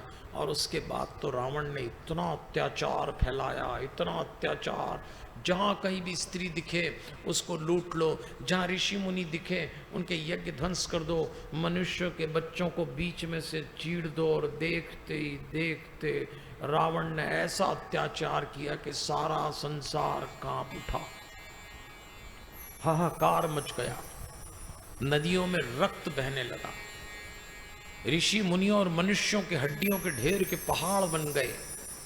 धरती के जिस हिस्से पे रावण पैर रखता धरती कांपती थी, कौन बचाएगा कौन बचाएगा। और तुलसीदास जी लिखते हैं, एक बार भूपति मन माही। एक बार दशरथ जी के मन में विचार आया कि बुढ़ापा आ गया, संतान नहीं है, गुरु ग्रह गयो तुरंत मही पाला। अपने गुरु वशिष्ठ जी के घर पे गए। जीवन में दुख आए तो किसको सुनाओगे? देखो दुख तो आता है और बांटना भी पड़ता है, तो किसको बताएंगे? अगर आप संसार को दुख बताओगे तो संसार कहता है अच्छी हुई और हो जाए इनके साथ। अगर जीवन में दुख आए तो अपने गुरु के पास जाना, गुरु आपके दुख को सुनेगा और निदान का रास्ता बताएगा। इसलिए जीवन में कोई गुरु होना चाहिए। अब सवाल ये उठता है किसको गुरु बनाएं? ये भी एक बहुत बड़ी झंझट है। भाई गुरु किसको बनाएंगे? पिछले 10-15 साल में हमारे देश में जो गुरुओं की हालत हुई तो लोग गुरु बनाने से डर गए। आज गुरुजी बनाओ, कल गुरुजी का अखबार में फोटो छप जाता, परसों गुरुजी अंदर हो जाते। और जज साहब का दिमाग घूम जाए तो अदालत में जज साहब बोलेंगे इन गुरु की कथा जिन जिन लोगों ने सुनी उन सबकी भी अंदर करो, तो फिर अपन जमानत कराते फिरो। किसको गुरु बनाए? तो कोई तो गुरु चाहिए। तो हम तो कहते हैं अपन लोग क्या है, बाजार के लोग हैं। अपन जो भी काम करते हैं वारंटी गारंटी से करते हैं, चीजें खरीदते हैं वारंटी गारंटी देखते हैं। अपन गुरु भी ऐसे ही बनाते हैं। अपन सोमवार को गुरुजी बनाते हैं, मंगलवार को गुरुजी में खोट ढूंढते हैं, गुरुवार को नए गुरु की तलाश शुरू हो जाती है, गुरु नहीं मिलता। अगर आपके जीवन में आप ही के कारण कोई गुरु ना हो तो तुलसीदास जी ने हनुमान चालीसा में एक बहुत अच्छी घोषणा की है, जय जय जय हनुमान गोसाई कृपा करो। मैं तो स्वयं कहता हूं आपसे कि हनुमान जी को गुरु बना लो।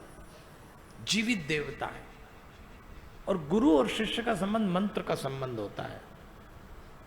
जब आप किसी को गुरु बनाते हैं तो गुरु आपको एक मंत्र देता है और वो मंत्र ही आपकी पूंजी है।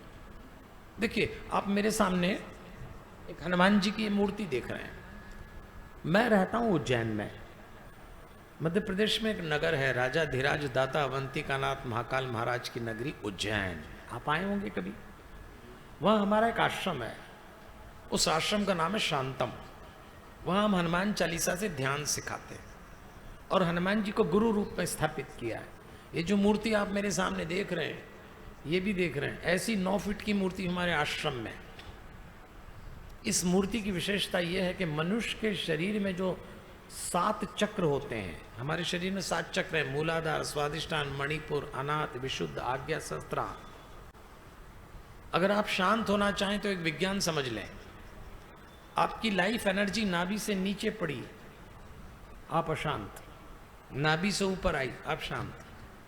तो नीचे पड़ी ऊर्जा को ऊपर उठाने के लिए हनुमान चालीसा रूपी मंत्र से हम एक मेडिटेशन का कोर्स बना चुके हैं और इस मूर्ति के सामने करने से उसका परिणाम मिलता है। इसलिए इनको गुरु मान के अपने जीवन में रखिए और हनुमान जी को गुरु बना लीजिए। हमारे पास लोग आते हैं, जब हम 5-7 दिन कथा सुनाते हैं ना, तो लोगों को हमारे प्रति भाव जाग जाता है। तो लोग मेरे पास भी आते हैं कि पंडित जी हमको आपको गुरु बनाना है।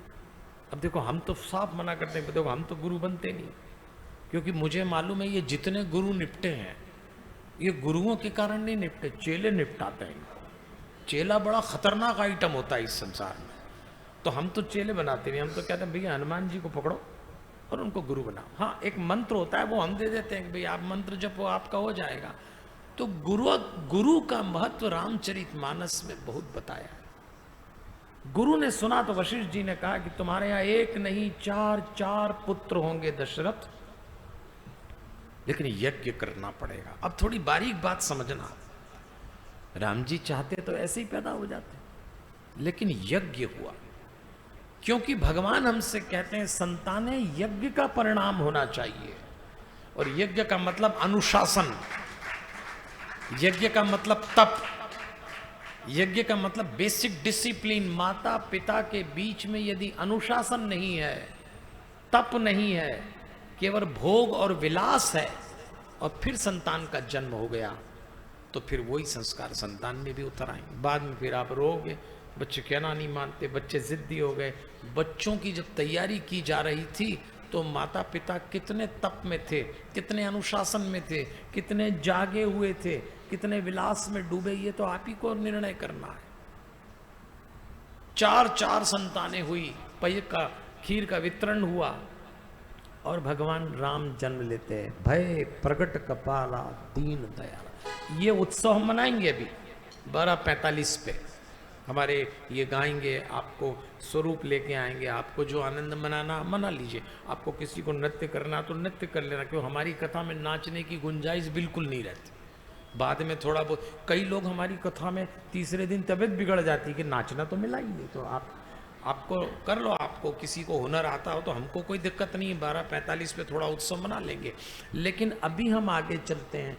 भगवान की बाल लीला का वर्णन आता है देवियों और सज्जनों। और एक दिन राजा दशरथ जी की सभा लगी हुई थी और राजा जी को सूचना दी गई कि विश्वामित्र मुनि आपसे मिलने आए हैं। दशरथ जी ने तुरंत खड़े होकर सम्मान किया। तब विश्वामित्र जी ने कहा, राक्षसों के अत्याचार से मैं और ऋषिगण बहुत परेशान हैं, आप मुझे राम और लक्ष्मण सौंप दीजिए।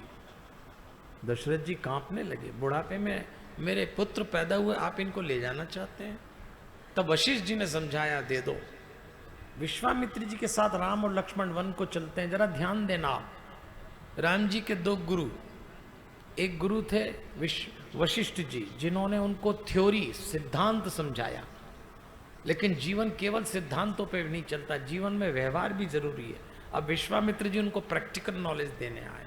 हमारे जीवन में दोनों चीजें होना चाहिए, खासतौर पे बच्चों के जीवन में। अगर आप बच्चों को सुविधा दे रहे हैं तो आप बच्चों को संघर्ष देना भी सिखाएं।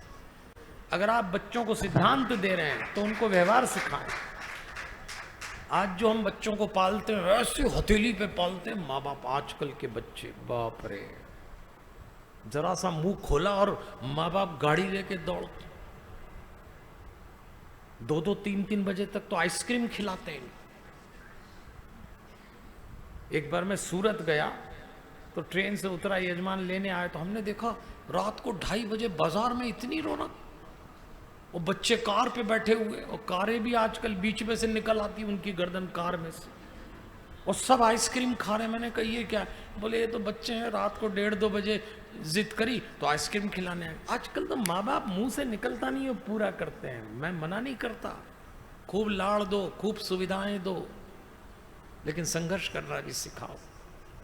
जीवन सुविधाओं का नहीं, संघर्ष का नाम है। वरना अगर आपने इनको बचपन में संघर्ष नहीं सिखाया तो जिस दिन ये बड़े होंगे सुविधाओं में और जरा सा संघर्ष आया, टूट जाएंगे, डिप्रेशन में चले जाएंगे, फिर आपसे नहीं समझेंगे, फिर कोई ऐसी स्टेप उठाएंगे कि आप परेशान हो। सिखाइए संघर्ष, बैठाइए कथा में, पानी मांगे तो कहिए कि 1 घंटे बिना पानी के रहेंगे, लेकिन आप तैयार ही नहीं उस बात। ये तो बच्चे हैं, ये क्या करेंगे कथा में चल के? कोई बात नहीं, आज बैठेगा तो 30 साल बाद याद आएगा, 30 साल बाद जीवन के किसी संघर्ष में आएगा। ईश्वर का नाम व्यर्थ नहीं जाता, कहीं ना कहीं उतर जाता है। किस रोम में उतरेगा नहीं कह सकते। मैं आपकी प्रशंसा करता हूं कि आप सब परिवार बच्चों को लेके आए, और मेरे इतने कार्यक्रम होते हैं, मैं कभी कार्ड में नहीं लिखने देता कि बच्चों को मत लाना। हमारा कोई यजमान लिख भी दे, हम कहते हैं हटाओ इसको, अगर बच्चा नहीं आया तो माँ कैसे आएगी, और क्या करेगा बच्चा आके? ये तो बच्चे, इनको तो मालूम नहीं पंडित जी क्या बोल रहे हैं, थोड़ा खड़ा हो जाएगा, थोड़ा इधर चला जाएगा, अच्छा तो गुलाटी मार लेगा और क्या कर ले, ज्यादा करेगा तो माँ उठा के ले जाएगी। पर बच्चे और हम में यही फर्क है कि वो तन से गुलाटी मार रहा है और हम मन से गुलाटी मार रहे हैं। ये बड़े जितने, हाँ, ये जितने राजा बेटे की तरह है, इनका मन देखो क्या गुलाटी मार रहा है, और तन से ऐसे राजा बेटे हैं, और बच्चा तन से मार रहा है पर मन से निश्चल है, निष्कपट है। अभी से सिखाइए, भगवान पे भरोसा करना सिखाइए। विश्वामित्र जी राम को लेके चले और उसी समय लक्ष्मण की दृष्टि पड़ी तो लक्ष्मण ने कहा, गुरुजी ये क्या है, ये कैसी नदी है? तब उन्होंने कहा, ये नदी तो नदी है, पर इसके पानी में इतना रक्त बहाया राक्षस होने के लाल हो गई है। तब लक्ष्मण ने पूछा, ये किस तरह का पहाड़ है? तब विश्वामित्र जी ने कहा, राम और लक्ष्मण, तुम तो महल में रहते हो, तुम्हें ज्ञात नहीं है, राक्षसों ने ऋषि मुनियों को मार के हड्डियों के ढेर का पहाड़ बनाया है। हम कैसे रहते हैं हम जानते हैं, मैं तुम्हें इसीलिए लाया हूं। राम, तुम जीवन का सच तो देखो, लोग कीड़े मकोड़ों की तरह रह रहे हैं, राजमहल की खिड़कियों से कभी कभी सत्य दिखता नहीं है। सत्य तो जीवन में पैदल चलने पे आता है। तब राम जी ने संकल्प लिया कि मैं इस पृथ्वी पे ऋषि मुनियों की रक्षा के लिए निशिचर विन करूंगा। उसी समय ताड़का आ गई, और ताड़का जैसी प्रहार करने के लिए आती है, बस भगवान प्रहार करते हैं। विश्वामित्र जी को आश्वस्त करते हैं, आप यज्ञ करिए, मैं हूंगा। तब विश्वामित्र जी ने कहा, राम, तुम मेरा आश्रम बचा दो, मेरी कुटिया बचा दो, तो मैं तुम्हारा घर बसा दूंगा। और फिर उनको लेके जनकपुर आते हैं। और जब जनकपुर लेके आए तो जनकपुर में जानकी जी के स्वयंवर की घोषणा जनक राज कर चुके, वाटिका में ठहरे अमराई में। जनक राज को सूचना मिली, विश्वामित्र जी आए, तो अपने मंत्रियों के साथ आए। विश्वामित्र जी ने राम और लक्ष्मण को दूर भेज दिया कि थोड़ी देर बाद आना। और जब आए, जनक राज ने प्रणाम किया। फिर बाद में राम लक्ष्मण आए तो जनक राज ने देखा तो विश्वामित्र से पूछा, ये दोनों कौन है? सब एकदम खड़े हो गए, परिचय दिया और स्वयंवर में लेकर गए। स्वयंवर की शर्त यह थी कि जो धनुष बाण, उस धनुष को हरिओम तोड़ेगा, सीता जी उसको वरमाला पहनाएंगे। सारे राजा आए, रावण भी आया, किसी से धनुष टस से मस नहीं हुआ। जरा ध्यान देना, ये कथा आपने सुनी है, पर इस कथा के पीछे एक संदेश आ रहा है। क्रम आया, विश्वामित्र जी ने आज्ञा दी, गुरु आज्ञा हुई, राम जाओ तैयारी करो इसको। राम जी गए, सब देखने लग गए। राम जी ने अपने पैर के अंगूठे से धनुष का एक हिस्सा दबाया तो वो खड़ा हुआ, तही क्षण मध्य राम धनु तोड़ा। और जैसे ही बीच में से धनुष तोड़ा, जय जयकार हो गई। सीता जी आश्वस्त हो गई कि चलो, दर्शन हो गए और इनको मुझे वरमाला पहना। अब आप विचार करना, बीच में से धनुष तोड़ने का क्या मतलब? धनुष को हमारी संस्कृति में अहंकार का प्रतीक बताया।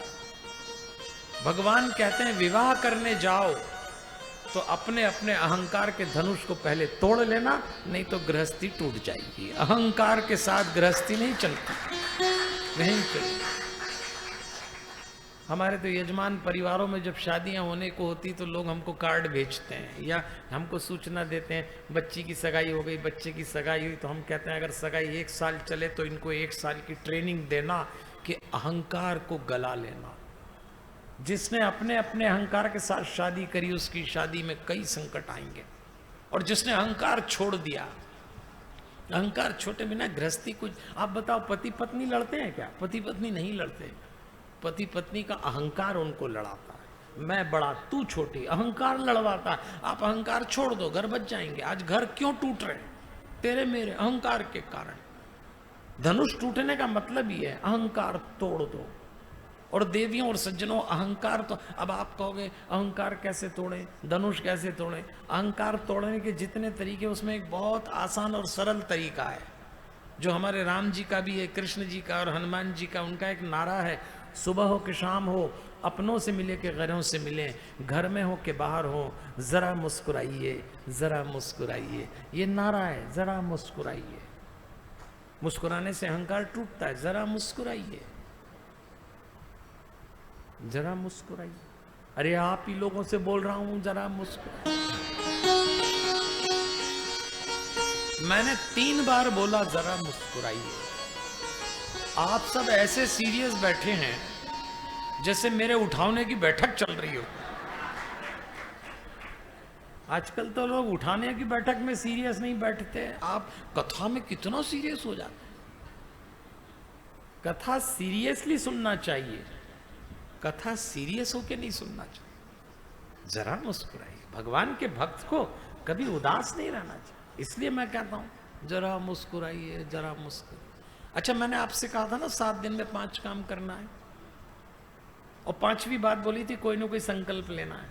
तो आज पहले दिन एक संकल्प लीजिए देवियों और सज्जनों, और संकल्प ये लीजिए कि आज जब 1 बजे आप यहाँ से जाएं, लंच लें, 2-2:30 बजे जो जिस कमरे में रहता हो, और अगर घरवाली घरवाले के साथ आई हो, घरवाला घरवाली के साथ है, तो आज अपने कमरे में घुसते ही पहला काम यही करना कि पत्नी पति को देख के और पति पत्नी को देख के क्या करेंगे। एक खाद बेहोश भी होगा, ये भी बता रहा हूं मैं, हो सकता है कल कथा में ना आ पाए, लेकिन कई पत्नियों ने अपने पति को घर में मुस्कुराते भी नहीं देखा है। और ये जो मैं आपसे कहता हूं जरा मुस्कुराइए, जरा मुस्कुराइए, एक बात ध्यान रखना, इसलिए नहीं कह रहा हूं, बाहर मुस्कुराने की बात नहीं हो रही। घर के बाहर तो आप पार्टी में जाएंगे, बाजार में जाएंगे, मीटिंग में जाएंगे, ऑफिस में जाएंगे, जितने लोग मिलेंगे 100 मुस्कुराते, 100। अब ये श्री शिवम के शोरूम में जाओ, सेठ से लेके नीचे तक ऐसे मुस्कुराएंगे, ऐसे। और ये दिन भर मुस्कुराने वाले लोग जब शाम को अपने घर में एंट्री लेते हैं, आप इनका मुंह देखना, ऐसा मुंह लटका के आएंगे कि जैसे सारे मोहल्ले ने जूते मारे। और घर के लोग यदि पूछ लें क्या बात है, आज बड़े सीरियस दिख रहे हो, और दिमाग खराब हो गया, दिन भर तुम परेशान कर रहे हो, दूर हटो। घर में आज अगर आपको संकल्प लेना है तो संकल्प ये लीजिए कि आज के बाद अपने घर में अपने लोगों को देख के मुस्कुराएंगे, तब मुस्कुराने का कोई मतलब है। गैर से तो सभी मुस्कुराते हैं। 7 दिन तक यही काम करना है। आज तो घुसते ही 2-2:30 बजे लंच के बाद बस एक दूसरे को देख के एक ही काम करना है, जरा मुस्कुराइए। देखिए देवियों और सज्जनों, कथा आगे बढ़ती है। जैसे ही धनुष टूटा, राजाओं ने कहा एक राजकुमार सीता को नहीं ले जा सकता, राजा युद्ध के लिए तैयार हुए, और उसी समय परशुराम जी आ गए। परशुराम जी ने देखा शादी विवाह में विघ्न आते ही है। कौन सा आया? क्रोध के रूप में। अभी घर बसा और क्रोध आ गया। क्रोध तो भगवान किसी का नहीं रखते। आपको याद है परशुराम जी और लक्ष्मण जी की बातचीत होती है, परशुराम जी राम जी की बातचीत होती है, राम जी को परशुराम जी पहचान जाते हैं, प्रणाम करते हैं, और प्रणाम करके कहते हैं सब प्रकार हम तुम संहारे, क्षमो विप अपराध हमारे। राम जी तो क्षमा मांग रहे कि हे ब्राह्मण देवता हम आपसे हार गए, लेकिन तब परशुराम जी को लगता है ये तो भगवान है, अनुचित बहुत कहु अज्ञाता, क्षमाऊ क्षमा मंदिर दो भ्राता, और प्रणाम करके वो चले जाते हैं। क्रोध भी जीवन में आएगा। परशुराम जी क्रोध का प्रतीक है। और भगवान कहते हैं घर बसाना हो तो जैसे कुछ चीजों को बाहर निकालना पड़ता है, अपन करते हैं ना, जब आपकी नई नई शादी होती तो कुछ चीजों को लाते हैं, कुछ चीजों को निकालते हैं। आज आप अपने घर में जाते हैं देवियों और सज्जनों, तो आप अपने घर में जाते हैं तो नियम है, घर में प्रवेश करते समय वैष्णव परिवारों में ये नियम है कि बाहर के जूते चप्पल घर में नहीं चलते। बाहर के जूते चप्पल बाहर उतारते हैं, अंदर के अंदर होते हैं। बाहर के कपड़े अलग होते हैं, घर के कपड़े अलग होते हैं। एक नियम बना लो आज से कि आज के बाद जब भी अपने घर में जाएंगे, जूते चप्पल की तरह अपना अहंकार और अपना क्रोध भी बाहर निकाल के आएंगे, और घर में अक्रोध की मुद्रा में, निरंकार की मुद्रा में। तब तो कथा सुनने का मतलब, तब तो कथा सुनने का मतलब है। तो आज ये प्रैक्टिस यहीं से शुरू कर देना। आज तो अपने कमरे में इतना खुश प्रवेश करना, इतना खुश प्रवेश करना, एक दूसरे को देख के इतना मुस्कुराना। आप बिल्कुल फिक्र मत करो, किसी की तबीयत बिगड़ी तो संभाल भी लेंगे, सब व्यवस्थाएं बहुत अच्छे से, लेकिन कल जब आना है तो कोई नए रूप में आना है। और यही स्वयंवर, यही दाम्पत्य जीवन का सज है। अगर बालकांड की कथा को हम पूरा समझें तो बालकांड की कथा में अनुमति दी गई ऋषि मुनियों ने, बारात बुलवाओ।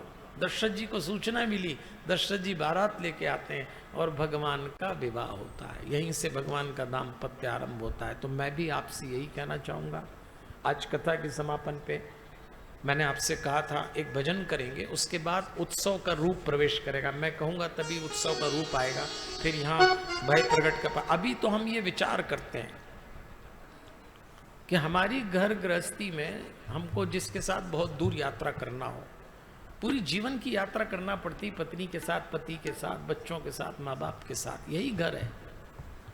लेकिन कभी कभी लगता है कि अब तो रिश्ते भी बहुत कमर्शियल हो गए। उर्दू में एक शब्द है ताजराना। ताजराने का अर्थ होता है कमर्शियल। कभी कभी तो लगता है पति पत्नी के संबंध भी कमर्शियल हो गए। तुम हमें ये दो तो हम तुम्हें वो दें। कैसे? अभी तो घर बसने के पहले ही एक आंधी आती है और कई घर बुझ गए। अचानक जिस प्रसन्नता, आनंद और प्रेम के लिए गृहस्थी बसाते हैं, अचानक फूट पड़ती, पति पत्नी में फूट पड़ती। माँ बाप अपने बच्चों का विवाह जिस प्रेम के लिए करते हैं, 6 महीने में सपना टूट जाता है। बहू ऐसी आ गई, दामाद ऐसा मिल गया, क्या हो जाता है जीवन। वो जिसके साथ बहुत दूर मुझको जाना था, सुलूक उसका मेरे साथ ताजराना था। हवा घरों में कहां इतनी तेज चलती है, उसे तो सिर्फ मेरा दिया बुझाना था। कभी कभी ऐसा लगता है सब कुछ बहुत जल्दी खत्म हो जाए। इसलिए मैं आपको एक तरीका बताता हूं गृहस्थी में रहने का, और इसी भजन के साथ हम आगे चलेंगे। आप भी मेरे साथ इस भजन को प्रेम से गाइएगा। अभी हमारे पास समय है, 1 बजे हमको उठना है। आज पहले दिन कथा थोड़ी लेट शुरू हुई। पहले दिन आपका मेरा परिचय भी नहीं हुआ था, हम भी थोड़ा लेट आए, आप भी फिर व्यवस्थाएं करी। पर कल डॉट 10 बजे हम कथा शुरू कर देंगे और 1 बजे छोड़ना है। तो आइए मेरे साथ इस भजन को गुनगुनाइएगा। कवि विशेष ठाकुर का लिखा हुआ बड़ा सुंदर भजन है, हमारे साथ प्रेम से गाइएगा। आइए। वो जिसके साथ बहुत दूर मुझको जाना है, सुलूक उसका मेरे साथ ताजराना है। हवा घरों में कहाँ इतनी तेज चलती है, उसे तो सिर्फ मेरा दिया बुझाना है।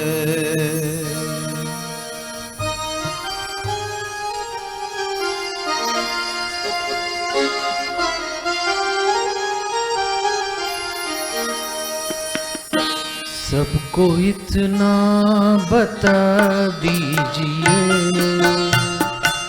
ये तरीका सिखा दीजिए। सब गाइए। सबको इतना बता दीजिए, ये तरीका सिखा दीजिए। पल में सब कुछ बदल जाएगा, पल में सब कुछ बदल जाएगा। मुस्कुराना सिखा दीजिए, मुस्कुराना सिखा दीजिए। सबको इतना बता दीजिए, ये तरीका सिखा दीजिए।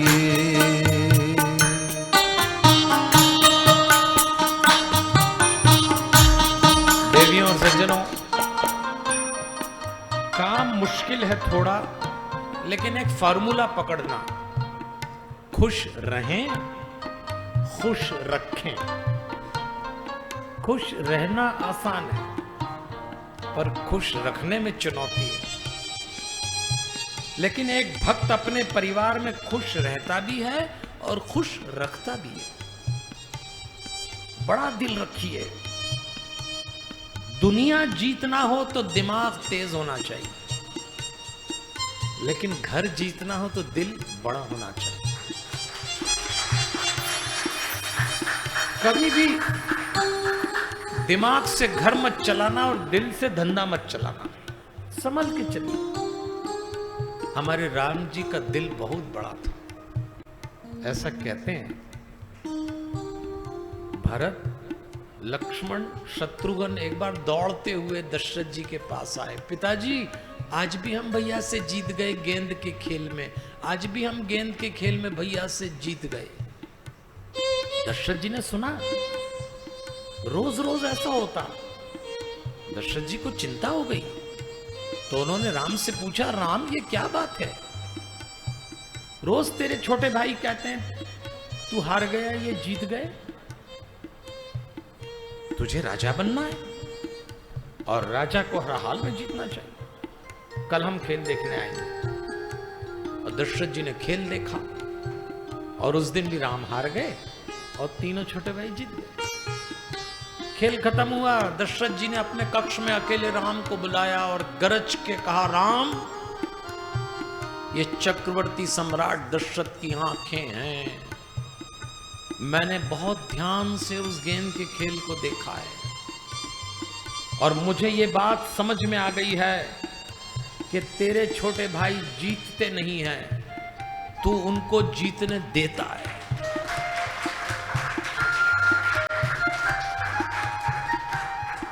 तू क्यों ऐसा करता है? तू क्षत्रिय है, तुझे कल राजा बनना है। मैं तुझे सत्ता सौंपूंगा और जो राजा होता है, जो क्षत्रिय होता है, उसको हर हाल में विजय प्राप्त करना है, फिर वो अपनों पे हो के पराये पे है। तुझे ये शोभा नहीं देता। जब राम को पिता दशरथ ने ऐसा कहा तो राम ने हाथ जोड़ के कहा, पिताजी, मैं नहीं जानता कि मैं क्षत्रिय हूं, मैं राजा बनूंगा, ये सब मुझे नहीं मालूम। मैं हार और जीत की परिभाषा भी नहीं जानता, लेकिन मैं बस इतना जानता हूं कि वो मेरे छोटे भाई हैं और मैं उनका बड़ा भाई, और यदि बड़े भाई के हाथ छोटा भाई हार जाए तो मेरे बड़े होने का कोई मतलब ही नहीं है। पिताजी जीतेंगे तो। ऐसे राम है। काम मुश्किल बहुत है मगर, काम मुश्किल बहुत है मगर, जीतना है जो दुनिया अगर, जीतना है जो दुनिया अगर। सबको दिल में जगह दीजिए, सबको दिल में जगह दीजिए, मुस्कुराना सिखा दीजिए। सबको दिल में जगह दीजिए, मुस्कुराना सिखा दीजिए। अच्छा भैया, देवियों और सज्जनों, आज पहला दिन है तो मैं आपसे निवेदन करूंगा, आप बड़े कमाल के लोग हैं। मुस्कुराने का भजन क्या सीरियसली गा रहे हैं। कई तो ऐसे गा रहे हैं जैसे राम नाम सत्य गा रहे हैं। देखो, आप में से जो परमानेंट सुमड़ा होगा ना, उसका हम कुछ नहीं कर पाएंगे, लेकिन जो मुस्कुरा सकता है वो तो मुस्कुरा के गाए। मुस्कुराने का भजन भी कोई सीरियसली करते हैं? जो उम्र भर मुस्कुराएंगे वो अमर हो जाएंगे। बेबसी सबके जीवन में आएगी, परेशानी से कोई नहीं बचेगा, दिक्कत का सामना हर एक को करना पड़ेगा। देखो, मुस्कुराना हम तकदीर में लिखा के लाए। ऊपर वाला रोता हुआ पैदा करता है, उदास किसी को पैदा नहीं करता। मुस्कुराना हम तकदीर में लिखा के लाए हैं, उदासी तो अपनों ने तोहफे में दी है। इसलिए तकदीर का मुकाबला तोहफे से मत करना, इसलिए खूब मुस्कुराना। हमारे कवि विशेष ठाकुर ने बड़ी अच्छी बात लिखी है, मुस्कुराते रहे जो उम्र भर, मुस्कुराते रहे जो उम्र भर, हो गई वो यहाँ पर अमर, हो गए वो यहाँ पर अमर। बेबसी अब हटा दीजिए, बेबसी अब हटा दीजिए, मुस्कुराना सिखा दीजिए, बेबसी अब हटा दीजिए, मुस्कुराना सिखा दीजिए। देखिए, मैंने कहा ना, खुश रहें, खुश रखें। मेरे तो दर्द भी औरों के काम आते हैं, मेरे तो दर्द भी औरों के काम आते हैं। मैं रो पड़ूं तो कई लोग मुस्कुराते हैं। दूसरों को थोड़ी मुस्कान, थोड़ी खुशी देकर तो देखिए। और आपको मुस्कुराने से कौन रोकता है? आपका मन, आपका अहंकार। अहंकार आदमी को रोकता है। इसलिए अहंकार मत पालना देवियों और सज्जनों। कब तक उड़ोगे? थोड़ा सा आदमी को मिल जाता है, धन दौलत नाम पद प्रतिष्ठा, आदमी माथे चढ़ जाता है। अरे किसका रहा है, किसका रहा है? सबको नीचे आना है। उड़ने दो मिट्टी को, आखिर कहां तक उड़ेगी? उड़ने दो मिट्टी को, आखिर कहां तक उड़ेगी? साथ छोड़ेंगी जब हवाएं तो जमीन पे आ गिरेगी। सबको नीचे गिर। अहंकार मत पालिए। और मैं तो कहूंगा, कभी कभी लोग मुझसे कहते हैं, मैं कहता हूं भैया आप घर जाना, अपने लोगों को देख के मुस्कुराना। तो हमसे कई लोग कहते हैं, पंडित जी आप कहते हो घर जाके अपने लोगों को देख के मुस्कुराओ, पर हमारे घर में तो कुछ मेंबर ऐसे हैं कि जिनको देखो तो मुस्कुराना तो दूर और उल्टी आना चालू हो जाता है। हाँ, कुछ मेंबर होते हैं ऐसे। तो फिर क्या करेंगे? क्या नहीं मुस्कुराएंगे? ऐसा तो हो नहीं सकता। तो आपको मुस्कुराने की प्रैक्टिस अगर घर में करना हो, क्योंकि घर में आती नहीं मुस्कान, प्रैक्टिस करना पड़ता, तो एक आज ही से करना।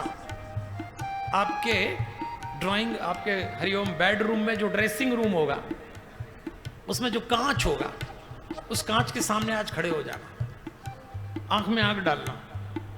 अब वहां ड्रेसिंग रूम में आप कोई भी उपद्रव करो, कोई देखता तो है नहीं। एक उंगली उठाना, अपनी गाल पे रखना और कांच में खुद से कहना, क्या बात है, बड़े सीरियस नजर आ रहे हो, चलो मुस्कुराओ। अपने ड्रेसिंग रूम में अपने कांच के सामने अकेले खड़े होके खुद से ही बोलोगे, जरा मुस्कुराओ। आपकी प्रैक्टिस शुरू हो जाएगी। और जो फिर अपने घर में मुस्कुरा दिया, जो अपने लोगों को देख के मुस्कुरा दिया, मैं कहता हूं पूजा पाठ करने की भी जरूरत नहीं है, भगवान पुण्य तुम्हारे खाते में डाल देगा। लोगों ने कमाल किया, लोगों ने पत्थर पूजे और घर के लोगों को पत्थर बना दिया। अरे घर वालों में प्राण है, और घर वालों के प्राण से जुड़ने का एक ही तरीका है, जरा मुस्कुराइए। अरे आप तो फिर सीरियस हो गए। जब हो बेचैन तन और मन, जब हो बेचैन तन और मन, और सताए अकेलापन, और सताए अकेलापन, आईने से हंसा कीजिए, आईने से हंसा कीजिए, मुस्कुराना सिखा दीजिए, आईने से हंसा कीजिए, मुस्कुराना सिखा दीजिए। पल में सब कुछ बदल जाएगा, पल में सब कुछ बदल जाएगा। क्या करना है? फिर से गाना। पल में सब कुछ बदल जाएगा, पल में सब कुछ बदल जाएगा, मुस्कुराना सिखा दीजिए।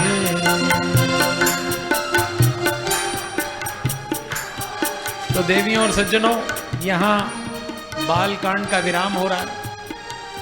कल अयोध्या कांड में चलेंगे। भगवान के राजतिलक की घोषणा, वनवास की घटना, इसी का नाम जीवन है। अभी अभी खुशी उतरी राज तिलक की और अभी अभी वनवास का दुख आया। जीवन दुख और सुख का संयुक्त नाम है। कल देखते हैं। आज अभी मैं आपको सूचना दे रहा हूं कि जो भगवान का स्वरूप तैयार किया, रौनक अंजलि मुंदड़ा जी के, जनक मुंदड़ा जी उनका स्वरूप लाएंगे, फिर बधाई गाएंगे भय प्रगट कृपाला, उसके बाद आरती होगी। मैं वाणी को विराम दे रहा हूं और आप लोग जब आज आरती के बाद अपने कमरे में जाएं और कल 10 बजे तक लौट के आएं, तब तक के लिए जरा मुस्कुराइएगा, फिर यहां से जाइए। हमारे हनुमान, हमारे हनुमान, हमारे हनुमान। लाइए प्रवेश कराइए स्वरूप को। आप धुन ले लीजिए।